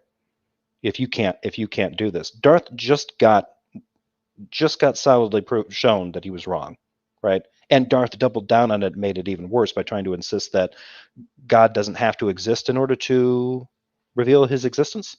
Those two things somehow don't rely, that they're not connected. Absolutely cringy. And now he's no, you're done, sir. If you can't give me an argument for ultimate truth. I don't even know if I've ever really heard him say anything quite that sloppy before, the ultimate truth thing. Although now anything's possible because this is the sloppiest I've ever heard Darth. If anyone's heard anything worse than this from Darth, please let me know. I mean, I've heard bad stuff, bad arguments and shit, but this one is so obviously wrong. And he's still not capable of just accepting that or adjusting. No, I said, is there an ultimate basis? Is there something that's metaphysically primary from which all secondary and temporal states or premises would derive and depend upon? Well, I think that premises would presuppose the LNC. Okay, so any premise that you will put forward, it'll either be the ultimate truth or it's derived from an ultimate truth, right? Mm-hmm. What do you mean by ultimate? Okay, it would mean that that's. I like how almost everybody asks him, "What do you mean by ultimate?" and he almost never answers directly.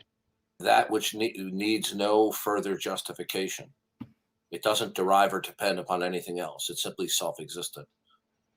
Okay, now he's getting into some weird. He's trying to insist on some stuff now. This is when his philosophy blows apart, so he just starts insisting on theological concepts that he's gotten from precept types like Van Til and Bonson. Jim writes, try discussing Catholicism with Darth. That's mega sloppy. Yeah, that's true. That's true. Yeah, he's awful at that. So for any premise, okay, dude, can you hear the frustration in my voice? we can hear the frustration in your voice. Frustration, but we can hear it along with a tinge of panic. Yes. Listen carefully. For any premise, the premise will either be ultimate or it will not be ultimate, which will mean that it is derivative. What do you mean by ultimate? Okay. This is odd here. So he starts getting into this thing. So he wants to apply ultimate and not ultimate or contingent to premises and arguments. And I think now he's going to like he's sort of been out in the weeds, right? Like I think he was, scrambling to get above water or whatever metaphor you want to use here. But now that he's there, I think he's trying to get a grip on this thing where he's going to try using ultimate and contingent to describe different premises. And if you have an ultimate premise, then it can't be wrong by default. I think this is where he's going with this. I've only watched this once, but I think that's what he's trying to imply here. Okay, meaning that it's unconditionally non-dependent and derivative. It's self-contained. Now, so for any premise, that's not contingent. Okay, listen carefully. Listen, we're gonna have a conversation. You're gonna stop over talking me. He's repeating back something that you said for clarification. That's not over talking. Like now you know that Darth's in his wheelhouse where any exchange coming from somebody that takes any kind of steam out of his rant is a direct insult. I'm just trying to clarify. For any premise, last warning, dude. Okay, is English your first language? Yes. Okay. Yep. Now he's trying to see. For any. So we're getting into foreigner, I guess, is another thing that he would use as a derogatory, right? Because it's usually deceiver, drunkard, or delusional. Premise. Okay, so since you believe that there are some valid and sound arguments, that for any premise that is presented, okay, how are you going to establish any premise? You'll either have to establish that it is ultimate, that it requires no further justification, it's self-contained, absolute within itself, or the premise is going to require some justification because it's derivative in nature. Okay, so any premise will either be ultimate or not ultimate in that it is derivative. Do you understand? Nope. Yes. Can I ask a clarifying? Okay, now I don't, because that sounds like a bunch of fucking nonsense. But I'm glad that Billy was following this. how would you establish either one of those? By what means? Which argument are we talking about? Are we talking about your argument? I'm talking about any premise and any argument that you would conclude is valid and sound. So okay, so yeah, all right. So now he's going to try. This is weird because I think what he's actually starting to do here is he's trying to actually sort of transpose notions of validity and soundness out of the premises themselves. The reason that the reason an argument is going to work, right, at first is, the first thing you're looking for is that structure. You're looking for validity. Then you'd be looking for soundness, whether or not the premises, the premises are truthful, right? That's how you'd end up getting to soundness. You need the structure, and you also need for the content of the premises to make sense. You wouldn't describe individual premises as being valid or sound per se. Right, and the reason that this works is because it's working within the argument. The argument logic is holding this together. The validity is truth preserving. The inference rule would be truth preserving, and Darth doesn't have that. He's violated the inference rule because he's not. His argument isn't a modus ponens or a modus tollens. It's an affirming the consequent fallacies. The validity is already broken. So what he has to do if he wants to do this right, he needs to construct it in a different argument. This is a guy who has made the claim that logic reflects the mind of God. So appealing to an ultimate doesn't make sense. If he's right and logic affirms the mind of God, then if you can construct a sound argument, that sound argument is true because we're provided with that mental tool due to the mind of God. And now he seems to be kind of, in a way, I think he's challenging that. Because he's trying to say, well, by trying to say, like, well, here's the thing. I have a foundation for logic. You don't. Great. Let's say that that's true. That doesn't give Darth the justification to violate an inference rule. the inference rule is truth preserving, and he screwed it up by committing a formal fallacy of affirming the consequent. His argument is not, it's dead from the jump. He needs to restructure it because it's not reflecting that logic, that mind of God that he's trying to invoke. This is just a pathetic attempt to try to shift that onto like, well, even if you could show that the argument was invalid or whatever, which Billy did, you can't back that up because you don't have a God backing up logic. That's pathetic. Within his worldview, his logic does not work. And he's trying to make this about Billy's worldview. This is just complete childish misdirection. For a premise, how are you going to justify any premise that will either be within the category of ultimate or derivative? Through like an inference or something? I didn't hear what you said. For an inference? No, that's a non-informative response. Okay, how would you justify? How is it? Like, you're the one that violated an inference rule. Like, do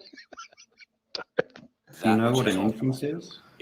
What is no? I know what an inference is. You're just being general. That's not an informative statement. Do you know what a non-informative statement is? Yes. It's an answer that's not informative. Now, brilliant, Darth. Is it? A non-informative statement is an answer that's not informative. No, it would be any statement that's not informative, not just an answer. So you fucked that up too, Darth. Way to go. Now, okay, how are you going to justify a proposition or a premise that is not ultimate? That is, listen to me. Okay, in his worldview, this logic holds, right? And we have this because of his God, because of God. It would hold as long as the validity is being kept, right? That stuff is all the product of a God, right? This doesn't make sense. Darth seems to be running from something that he has been spending years taking credit. Well, saying that his God can take credit for logic itself. And he's like running away from it and trying to say like, no, in your worldview, you can't show that a premise is valid and sound. Well, I wouldn't show that a premise is valid and sound. I would try to examine an argument to see if it was valid and then see if it was sound. Right? We're working with the same system of logic here. Carefully. Okay? And don't overtalk me again. For any premise that would be within the category of being derivative, how would you justify the premise? Through procedural justification, like I think that's where I am. I take it that there would be no, sir. Yeah. Sir, listen. Hang on. Yeah, we're not playing this game. I don't want to speak for Billy, but I think he was kind of going where I was going. Like he's talking, he's like, no, you're talking about the justification would be kind of procedural. It's in the structure of the argument itself. And Darth is trying to appeal to something like, no, yeah, but logic doesn't work in your worldview, therefore you can't appeal to that. Next. That's all Darth's trying to do.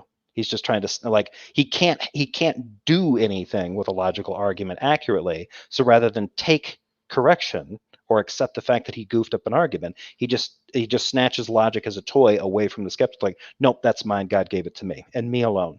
You're stupid. Go away. That's all this is boiling down to. Okay. How would you justify a premise or a proposition? Dotting does. If you're confused, just ask one way. Yeah. If you want to know less, ask one way. A non-informative statement would be God revealed it. Thank you, Brandon. That's a great one. That is derivative in nature. Yeah, so I think that I'm derivative, right? And I think that I exist. So the proposition you're not understanding. You wouldn't. Okay, yeah, appealing to Descartes' dictum, cogito ergo sum, isn't going to work because somebody maybe point out if anybody's a little bit better at this. I don't think that's where Billy was going with that. I don't know why Darth is grasping onto that. Like he's like quick to say, oh no, Billy's trying to use the cogito. No, I don't think that's what Billy was trying to do. Your experience doesn't being derivative. It doesn't justify itself. Say Now, so I'm at. But Billy, I don't think Billy didn't appeal to his experience as being derivative. I think he just kind of hypothetically assumed he was for the purpose of presenting the next argument he was going to do, but Darth cut him off. Maybe I'm wrong. I don't know. I'd be kind of curious to talk to Billy to see where he was starting to go with that. Asking you again, if we have any derivative proposition, how would you be able to justify that it is? Let's just say I can't justify it. Do you have an argument that God exists? Right. Yeah, I have an argument that God exists because he revealed himself. Do you have an argument? Do you have an argument? Hold on a second. Do you have an argument that you know your mother's middle name? No. That makes no sense. I don't even know why he's asking anything that stupid. Like, and if anybody can figure out like what headspace is Darth in, where he's asking that, other than that his diaper needs changing, I don't get where that gets. Do you have an argument for your mother's middle name? Yeah, you probably. Well, I mean, I've never constructed one, but you probably could construct one pretty quickly. And I bet you don't have to. I bet Billy doesn't have to affirm the consequent in order to get it done. I mean, it would just beg the question. Okay, so you don't know your mother's middle name? I think I do. Okay, yeah, maybe. It seems like he meant it as an analogy. Yeah, which is kind of interesting. Like, okay, well, just because you don't have an argument for your mother's middle name doesn't mean that your mother doesn't have a middle name. Exactly. So is Darth trying to say, well, just because I don't have an argument for the existence of God doesn't mean he doesn't exist? Precisely. But just because I don't have an argument that confirms the existence of the atheist, quote unquote, atheist worldview doesn't mean that it's not the case that the atheist worldview is true, right? Right? Like, I mean, all this, like, just because you don't have an argument for something doesn't necessarily mean exactly. I totally agree with that. Why the fuck are you bringing that up? He asked you for an argument, you provided one, and you pointed out the premise 2 was circular. And when he asked you to fix it, you ended up doubling down and said something that made you sound even dumber than people assume you are. And now he spent the last several minutes of this conversation shifting the blame over to Billy, and now saying, like, well, just because I don't have an argument for God doesn't mean it doesn't exist. Neat. Why didn't you start there?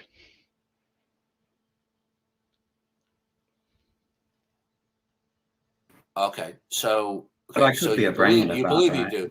Okay, no. But how I do could you be a know? brain in the back, right? No, you don't. How do you know? Another great. That's actually a good point. I could call my mom and she could also verify it. Can your God do that? Yeah. Like, okay, we don't have an argument. Can you get verification? Can you get a demonstration of that? You can get a demonstration of someone's middle name. Can you get a demonstration that of the existence of God, other than just appealing to something that you want to, like, appealing to creation? Look at the trees. Therefore, God. Yeah. Maybe not. I don't think that works. How do you know that that's a possibility? There's no contradiction. No, that it doesn't have to entail a contradiction. Okay, the issue is not a logical possibility. We're talking about metaphysical possibility. Oh Lord. Okay, so now he really is running away from because he failed at logic. So now we can't talk about logical possibility anymore because Darth can't do that.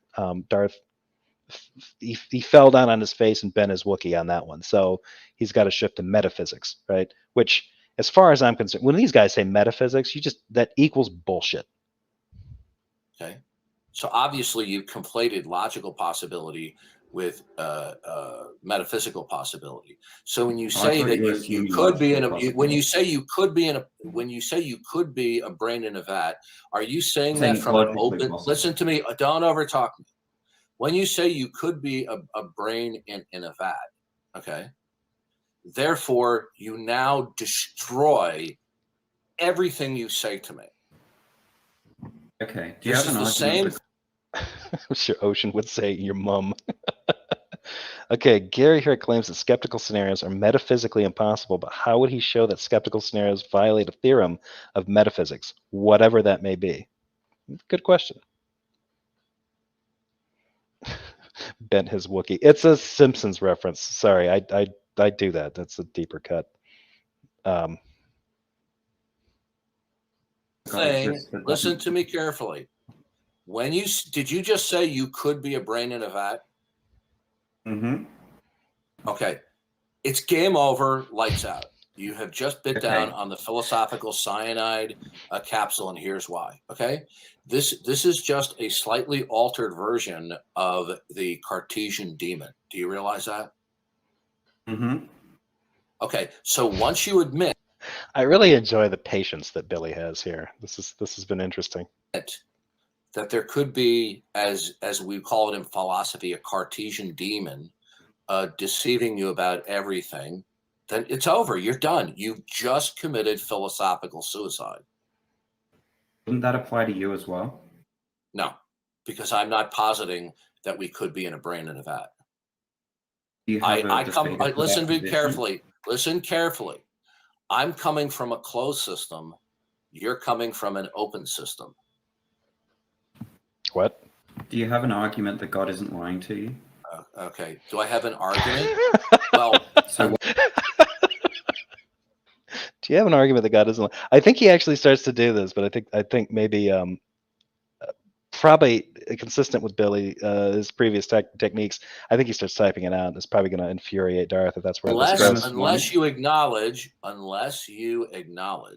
that you're in a world. Okay, you know what? You can fuck off. Okay, because number one, you're lying to me. I have talked with you before. You're a little weasel troll that I've talked to before. No, Billy is actually trying to get that down as accurately as possible. I think it's hilarious that Darth thinks that this is a scheme.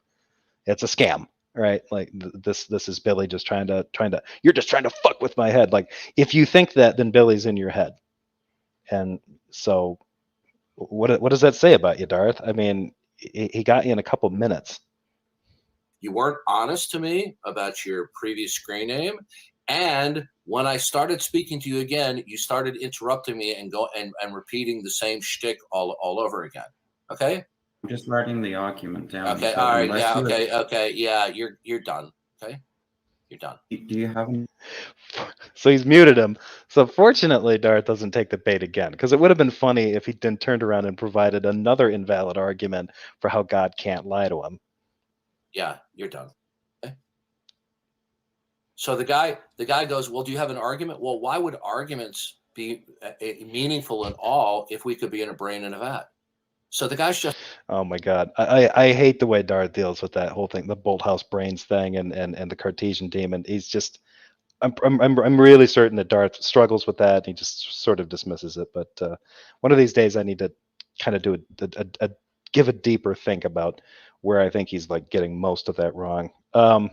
Darth's reading of 1 Peter 3:15 quote, "You can fuck right up." Yeah, I don't think 1 Peter's a popular read for Darth Dawkins, but hey, what do we know? You know, some of us are skeptics here. So, Grade says, if God can have knowledge without an external world, then any other mind can have knowledge without an external world. I think Darth would push back on that though and say that his mind can, but our minds can't, because his mind is a creator mind and our minds are creaturely. That's where I suspect he would go with that. Just fucked himself. Ooh. Okay. You kiss your mother with that mouth, Darth? Damn. This is what we call sophistry. Sophistry? What's that word? Okay. Yeah, he wasn't being honest. This is a troll that I've talked to before. Okay. So he's a troll. Okay, that troll showed you that you couldn't construct a logical argument for the existence of God, and you attempted to lay it out. And the troll pointed out that your second premise was circular, and that the structure of your argument was affirming the consequent. So it didn't even begin to hit validity. So. So any troll that can demonstrate, he demonstrated that you were in fact wrong with that argument. Now, it doesn't necessarily mean that you're on the wrong path, but you needed to change that argument, or you could not provide a logical argument for the existence of God, even though you attempted to. You failed, and he can demonstrate that failure, and that makes him a troll. So, Billy didn't insult him. So from now on, when Darth tells people, I don't call people trolls just because they disagree with me. You have classified Billy Martin as a troll because he can demonstrate that you failed to present a logical argument. And he gave you an opportunity. He asked you if you could fix it. He asked you if you could provide an argument that would maybe sort of like fix that argument. And you didn't. So you've been lying, Darth, if you've been telling people that you only call trolls, you only use the term trolls on people who are quote unquote trolling. This guy wasn't trolling. He got you. So the guy's asking for valid arguments, but he could be in a brain in a vat. Every premise that he believes to be true, or that he would invoke in any kind of premises in an argument, could simply be illusory because he's a brain in a vat. Okay? No, that doesn't. Even if you were a brain in a vat, valid arguments would still be valid. Sound arguments would still be sound. It doesn't get rid of that. Oh my God, Darth. Jesus. Go to school. Go to a community college. Get those community college lectures. Try to listen. Listen more. Talk less. I mean, the guy just screwed himself, but he doesn't care. I just presented him with the fact that what he just admitted totally destroys anything he says hereafter. No, you didn't. You did not do that. That does not follow at all. But nice try, Darth. Way to try to, I just love the way this guy snatches defeat from victory. Let's see. Stop that one. All right, that one's done. Now, there is a quick one here. This is Darth is still mad at Billy. So this one just popped up. He has another little encounter with Bill. I think this might be over on Discord as well. Again. So let's share that out. And this one, I don't know if I'm going to have. Well, we'll find out. I kind of watched this one quick last night, so.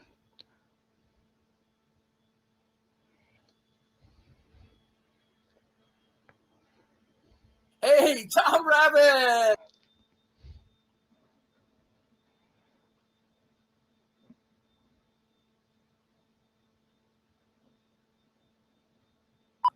Hey, Darth, this guy, Lols, he sent me a private message and he's told me that he wants to defend atheism. Yeah, Darth eloquently cleans up his argument overnight, as we'll all see here. That's right. Yeah, this one. Who? The guy with the sheep picture, Lols. Now, if you troll. No, he sent me a message. Lols? Yes, he sent me a message telling me, well, tell him I will do it. Good. You can do it. But if you troll without further warning, I will give you the banish roll and you won't be able to get back in here again. You won't even see the room. Okay? Okay. Oh, no. Oh, I forgot who I was dealing with. No, you're done. Okay. Already. Hey, remember when you accused me of circular reasoning, dumbass? Remember that? I love this.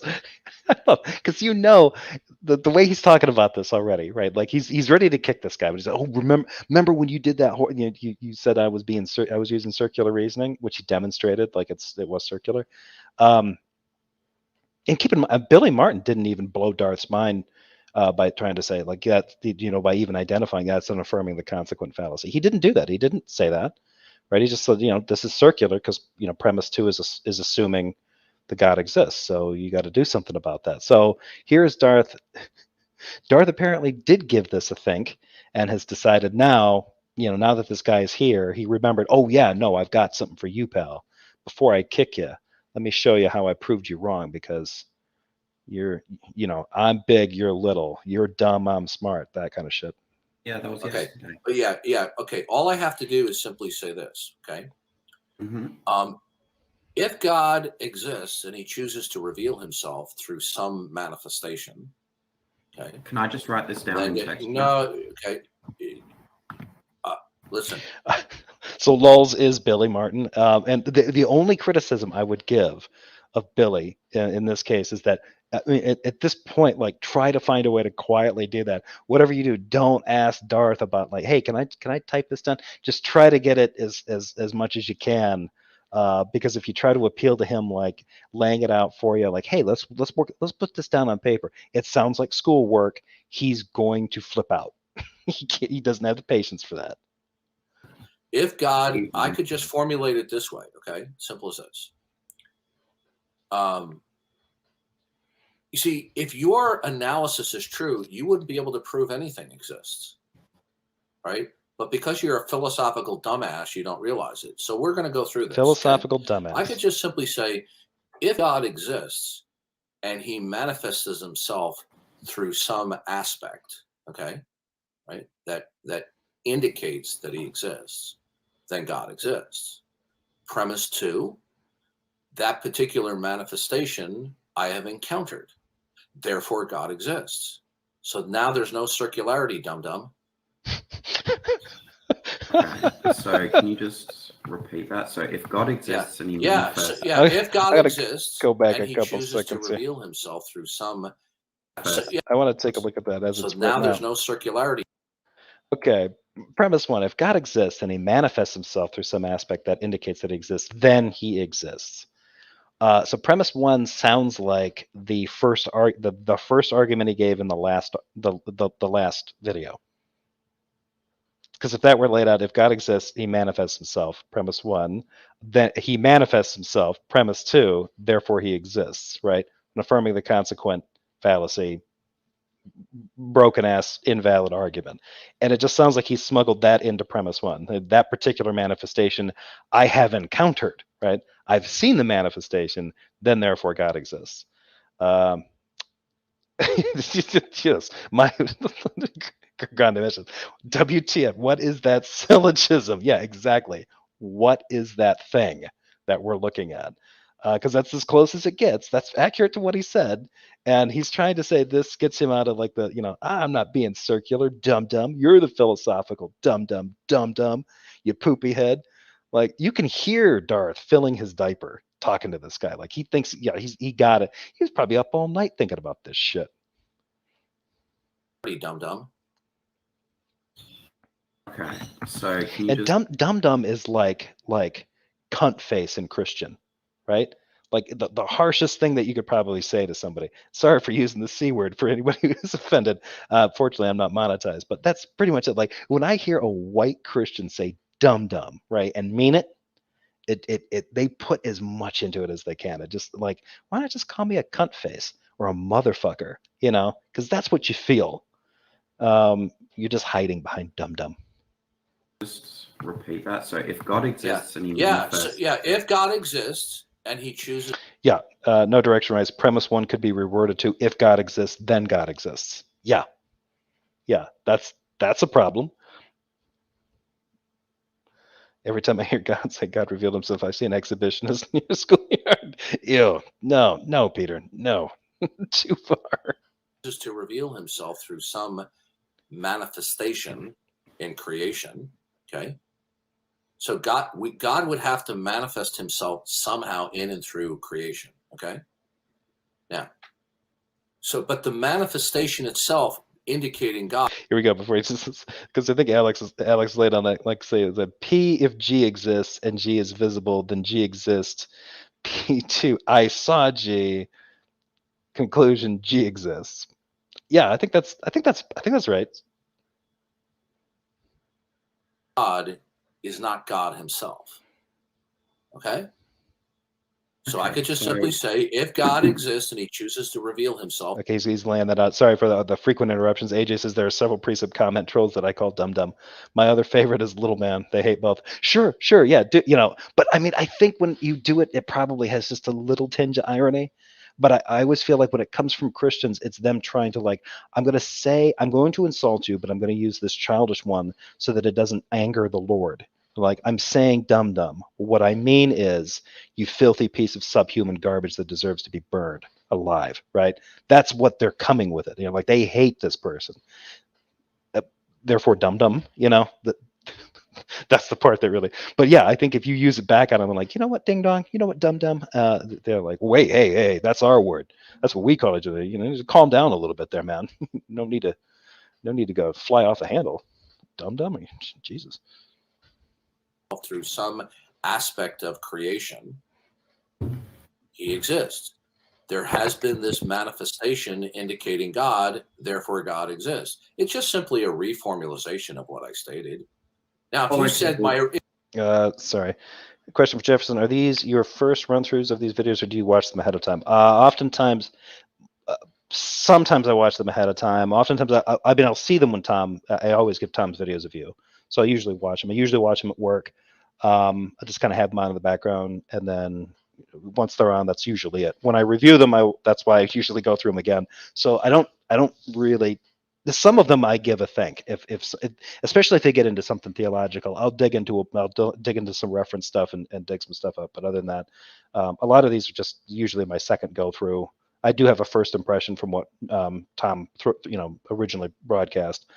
But yeah, no, I should probably do more prep work if that's what you're implying. If you said my original formalization is circular reasoning, then you couldn't prove anything. So, for example, what if I said to you, what if we agreed that, let's say, a rare, let's say Bigfoot actually exists, okay? Mm-hmm. Right?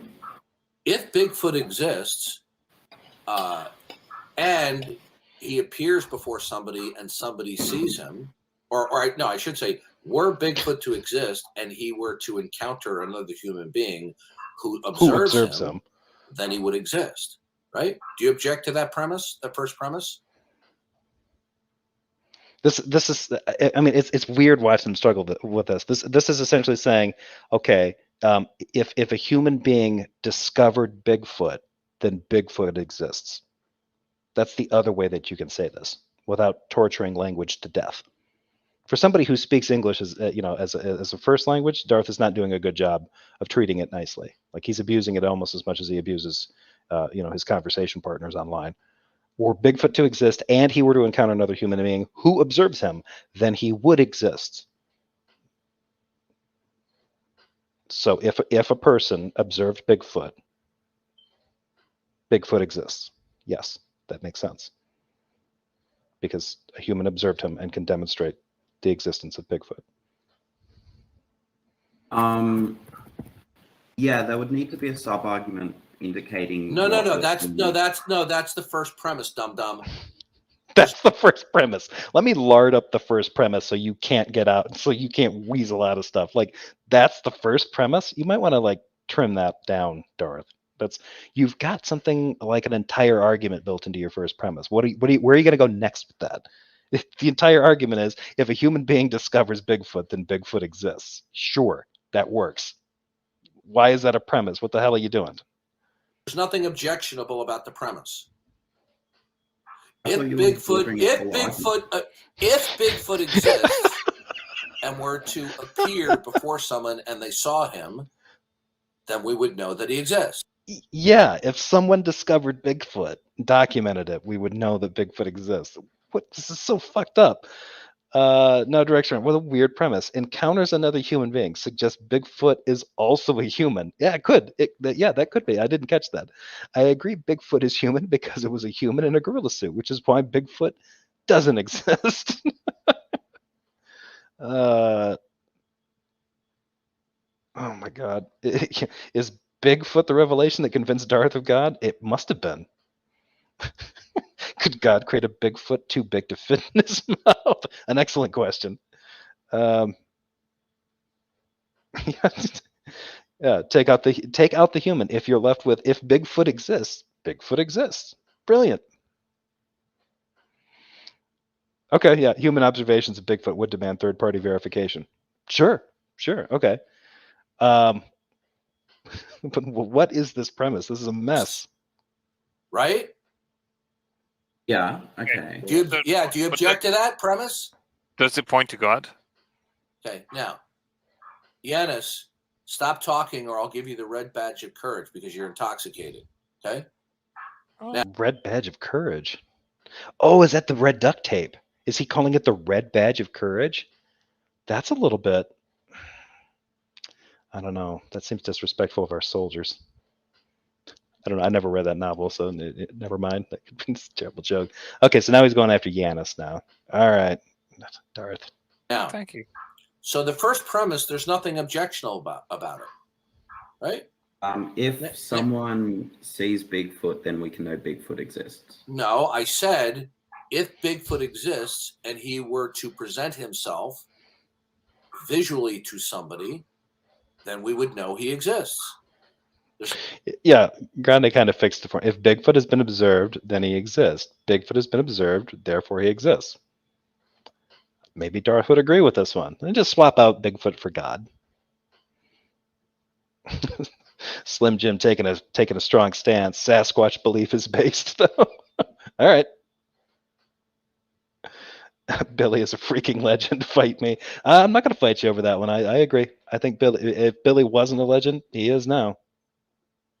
There's nothing objectionable about that.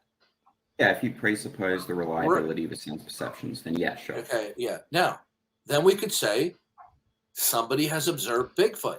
I like that he worked that in there. If we presuppose the reliability of sense perceptions, then this works. And Darth didn't. That was interesting. Darth just, yeah, okay. Therefore, Bigfoot exists. Yeah. Now, your reasoning is that would be circular. It's not. No, that wasn't the argument that you gave before, dum-dum. The argument you gave before was a clear example of affirming the consequent. This one is just a mess. No, but you see, all I did was replace the value of Bigfoot with God. And you said Is that all you did? No, you didn't. You didn't just do that. You changed the whole thing. What a fucking moron. Reasoning was circular, but all I did was change the values, dum-dum. Have a nice day. Dum-dum. You're such a sophist. Did you get that, Tom Rabbit? Did he? Did Didi said intoxicating, not intoxicated. That's not surprising to me. Like, yeah. Yanis, you're so intoxicating. I meant intoxicated. Sorry. Revealed my crush.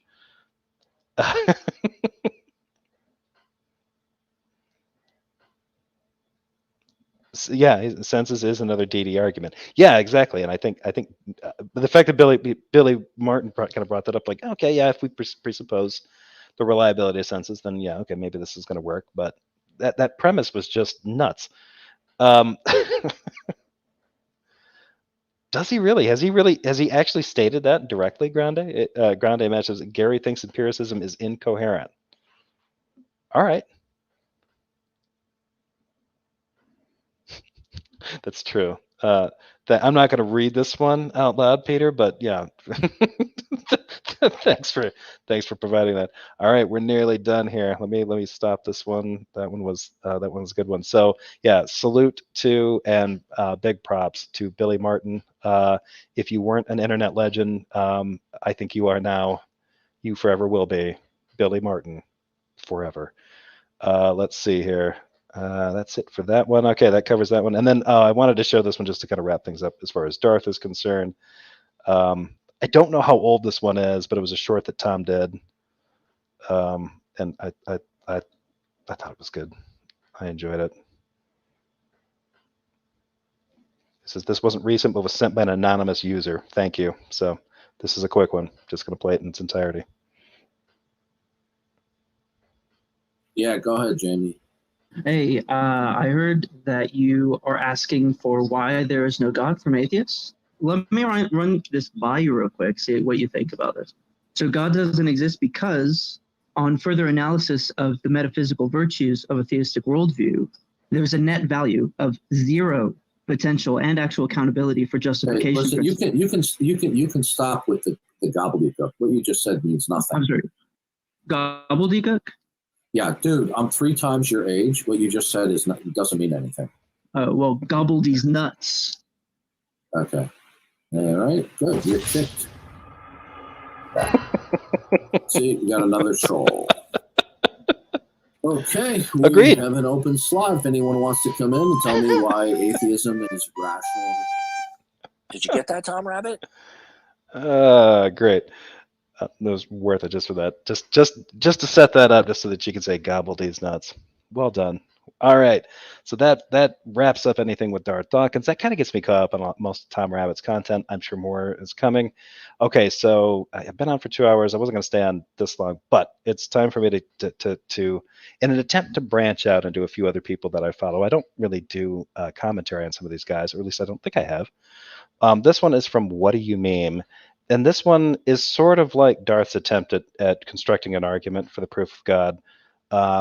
I'm not sure what exactly is wrong with Whaddo You Meme in this video, but there's a few obvious things wrong that I just thought could be pointed. It's a 3-minute video. I just kind of wanted to point this one out real quick. So I'm going to get this started, and any of you who know might reach the same conclusion. Maybe you'll correct me. Maybe I'm taking this out of context, or I'm being too nitpicky about this, but you can let me know. So here he goes. Video is called "What Non-Believers Think About Today's Christians," and then he's got the face. Okay. So what could go wrong in 3.5 minutes? So Joe Rogan had a guest on his podcast the other day where they were talking about Christians of the past, and they also talked about how they perceive Christians today. It is amazing how consistently the messages and the teachings of Jesus are like humans can't grasp it. Like they're like way off. Like, oh, we're supposed to take care of the poor. We're supposed to help the needy. We're supposed to do all this. And people are like, does that mean I should get another car? Like we don't even come close. I'm going to get a Jesus tattoo. do you know what I mean? Like we don't. Yeah. And I'm talking about people that, embrace the Christian faith. Yes. Now, when I heard this, I thought about how the Christians in the past were seen by the believers of their time and how. Okay, so a couple things automatically. First of all, like the way he set this up, right? And the title of his video is "What Non-Believers Think About Today's Christians." And as an example, he uses that clip from the Joe Rogan show, a show I'm not a particular fan of. But on that show, Jim Gaffigan was on there, and Gaffigan starts talking about how humans goof up the message of Jesus coming out of the Gospels. Humans. So that's his initial thing. And then he clarified, like, even humans who actually agree with this message or subscribe to it. So meaning Christians, right? So it's all humans kind of get it wrong. Even some Christians get it wrong. That was his point. And I just want to point out, Jim Gaffigan is a Christian. He's a Catholic Christian. So maybe for Whaddo You Meme, I'm not exactly sure what denominational bent this guy's got, but maybe Catholics aren't real Christians. Jim Gaffigan believes in God. He believes in Jesus. So he is a Christian, right? And so this is not what non-believers think about today's Christian. That's another Christian talking about what he thinks people in general get wrong about what Jesus' message was. And that includes what some Christians aren't getting right. Right? The basic thing. Now he's going to go into this explanation about how public perception of Christians maybe isn't totally accurate. And he's going to provide, this. How that differs from how we're seen today. Going back to the first couple of centuries of Christianity. So I find this odd. So he's trying to compare like the difference between how Christians were perceived in the past, at some point in the past, relative to how they're being perceived today. And somehow this is based on what Jim Gaffigan mentioned to Joe Rogan during Rogan's podcast. This is already stretched really thin for me. So like when I watched this, I was already like, one eye was twitching uncontrollably and I had to like put my cup of coffee down. I'm like, what are you doing? What is this? The basic perception of Christians from a non-Christian standpoint was that even though they believed that Christians were wrong about their beliefs, they thought that Christians were extremely dedicated to what they believed. And Christians were also known for helping other people who were in need, no matter who the people were and no matter what those people believed about God. There's countless examples of this, but one that comes to mind. Okay. All right. So he's kind of set this up there. Yeah. Whatever. And then he's like, there's countless examples of Christians being like good people, regardless of their place in society or whatever. Countless examples, according to him. Now let's consider the one example that he picks is to illustrate his point. is how Christians responded to a plague in Rome in about 165 AD or so. This plague was extremely deadly. So while everyone else was fleeing Rome, there were some Christians that were actually going into Rome in order to help the Roman soldiers who not only didn't believe in Christianity, but also were actively killing Christians for worshiping Jesus. Dionysius actually wrote a true. I'm not exactly sure that Christians were being actively persecuted, at least put to death during this particular time. Like there probably was some persecution, or whether that was happening from Rome at the time, I'm not sure. But Christians had been I believe the Antonine Plague is before Constantine, so it's obviously not. I don't think it's the religion of the empire. Correct me if I'm wrong about that, though. If I've got that wrong, because he might have this wrong.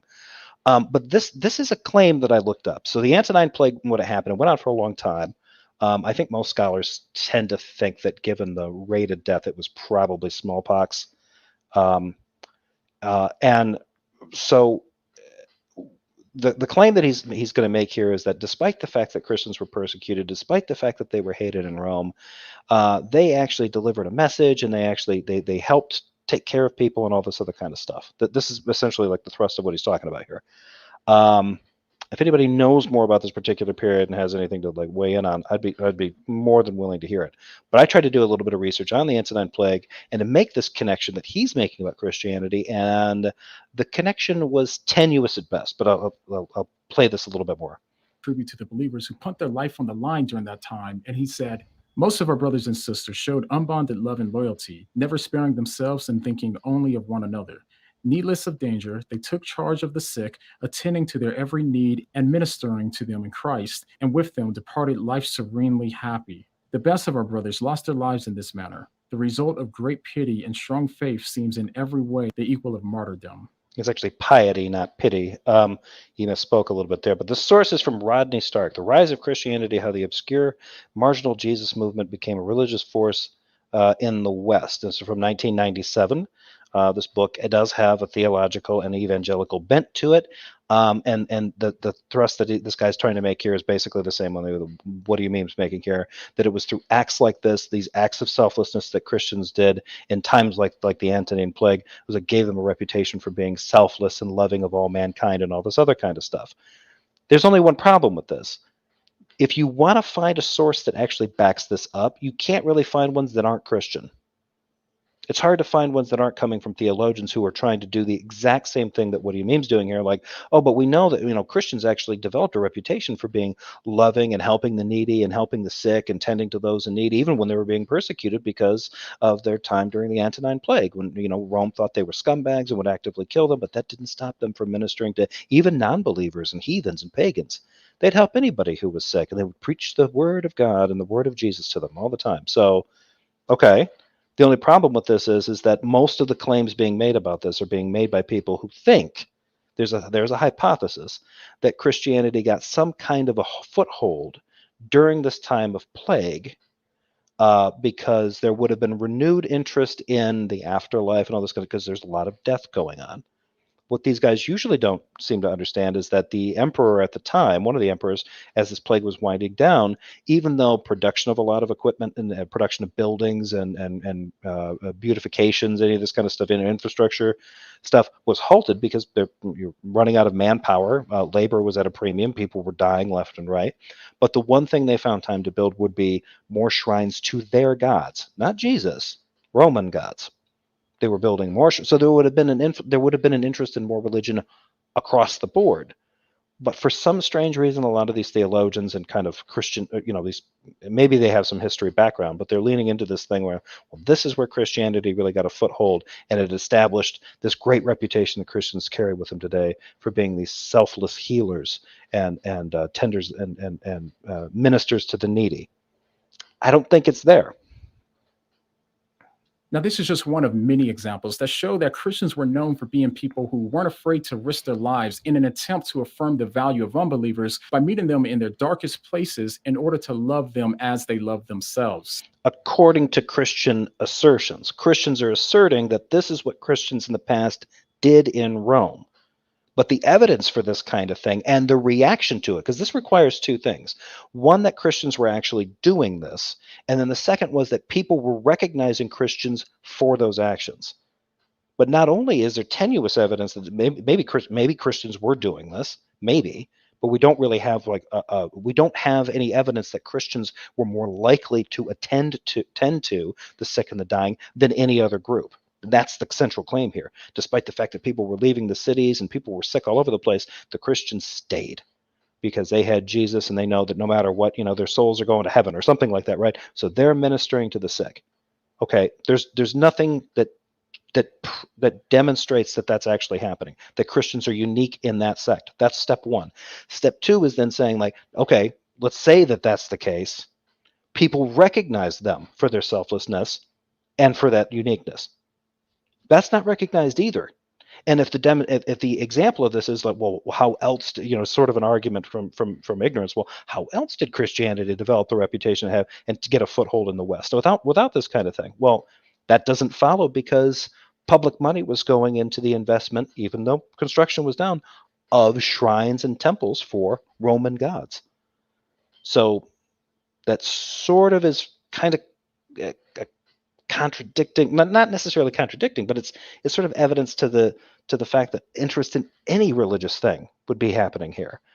So again, this just seems, and when you look this up, if you try to look up this plague relative to Christians, what you find are theologians and apologists making this assumption. So I'm pretty sure Whaddo You Meme has been exposed to the same kind of pamphleteering about this kind of stuff. Well, here's a great example in the past of how great Christians were and what kind of established their reputation as being selfless healers and ministers to the needy. It doesn't. They insist that it does. I don't know that they can provide any proof that it actually does. And again, for some strange reason, evidence for this is that a non-believer, Jim Gaffigan, his perception of Christians is inaccurate today. It's not. And that doesn't follow from the example he's giving about the Antonine Plague. Now, if I were to ask you what Christians are known for today by the broader public, what would it be?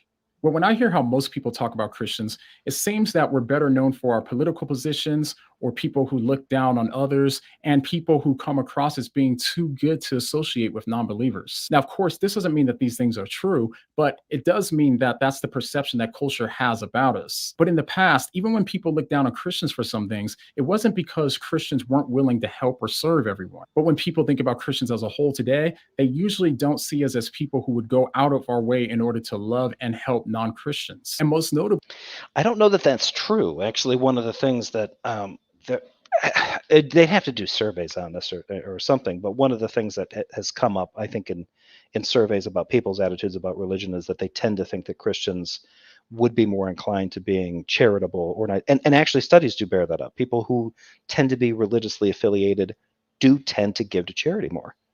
That's something that does tend to happen. So I don't think that that's not there. So I'm not exactly sure what, I think this guy's name is John. I'm not sure what John is pushing back against here. They no longer see us as people who aren't afraid to do whatever it takes to affirm the lives of non-believers and be willing to meet them where they are in order to love them as we love ourselves. Now, to be clear, perceptions from other people isn't everything, of course, but it does matter if they're right about how we fail to love others in the radical way that Jesus told us to love others. Because as Jesus said, this is how the world will know that we're his disciples. Just something to think about. But okay, yeah, but if it's something to think about, then maybe don't set up an argument this poorly. Like, this doesn't make sense. Next time you hear someone thinking that Christians today be like, does that mean I should get another car? That's not what the, like, he completely like fucked that up. See, all right, so yeah, now I'm not doubting myself quite as much. So he winds back to that, like, Christians are getting it wrong. Like, you hear Christians doing this kind of stuff, like, right? I think Gaffigan probably should have put it this way, like, okay, well, I need to be more giving. I might need, we're supposed to take care of the those in need. We're supposed to, tend to those less fortunate. Okay, I won't buy a Tesla. I'll buy a Corolla, right? I remember hearing Christians make decisions like that and talk about things like that. Well, maybe conspicuous consumption's a bad idea, given that, but it's like, no, that's not the point, right? Like, you're supposed to be available and helping others. It didn't have anything to do with whether or not what car you drove or whatever. That was what Gaffigan was talking about. That doesn't have anything to do with sort of the public perception of Christianity at large. God, this guy's frustrating. just frustrating. Carl said this fucking guy, he always has some victim narrative he wants to talk about. Thanks, Carlton. Yeah, I do not like. I watch this guy's videos every once in a while, and almost every time I see one of these, especially these short, quick ones, I usually see about 6 different things that go wrong, and this one was remarkable. John, Jim Gaffigan's a Christian. Take this video down. What are you gonna say? Here it is. What do you mean? Oh, that's just awful. Ugh. Ugh. That's the worst. Ugh. All right. So I think that about wraps it up. All right. I'm probably, yeah, actually, I mean, I might as well for a little bit. Simus has advertised he's going to be on with, I think that's Christopher Mowdy in a little bit. That starts in 50 minutes. I'm going to throw the join link in here if anybody wants to come in and say hi and talk pretty quick. I will wrap it up pretty quick. I will wrap it up before Simus's thing goes on, definitely. I don't want to be on that much longer. Pop that in there. There it is if anybody wants to jump in. If not, I'll wrap this up sooner rather than later. But come on in if you'd like. And I'm going to get rid of this. I don't think I have anything else to share at the moment. I am going to try and get back into some older stuff. Some people have been asking me about reviewing one that was done, Mike Fall versus Darth Dawkins. Mike Fall lays some, like, I think diletheism or paraconsistent logic or something like that on Darth Dawkins. And Darth Dawkins is strangely passive through the entire thing. And it was kind of an interesting conversation. It's from several years ago. I've had several people ask about commenting on it. I've been stalling on it because I'm not that familiar with that kind of that system of logic. So if anybody is interested and is pretty well versed in that, if they would like to come on and join me for a review and critique of that, that would be kind of cool because they might have something to offer that I can't, other than, bad dad jokes and stuff. Yep, no problem, Simus. I hope that show is good. I will be going over there. I will be definitely off here. I will be definitely listening to that. I might be listening to most of that while I'm in the car driving away from here, but I will give it a listen, especially if you guys are talking about psychology of music. I know Mowdy is a musician, so that could be kind of interesting. But yeah, nobody's jumping in, so everybody's got different things going on. That's fine. I'm going to wrap this up. Thank you, everybody, for showing up. Thanks for all your comments, all your participation. Really appreciate it. Special thanks to Darth Arianus. He was Grande Mashups in the chat. Thank you for showing up and providing extra clarity, especially when I was covering your video. That is helpful. If anybody sees Billy Martin around before me, tell him salute, props. He's got that big dick energy going on the internet right now. So he totally deserved that T-shirt. That's about it. That's all I got for everybody. I'm going to wrap this up. Enjoy the rest of your day or the rest of your evening or the rest of midnight, whatever it is, whatever time zone that you're in. And yeah, that should do it. For those of you who have tomorrow off for Martin Luther King Jr. Day, enjoy it. Those of you who have to work, I feel bad for you, but try to enjoy that too. Be good to each other, everybody. Try to stay nice. Try to keep smart. Read some good books. Anyway, take care.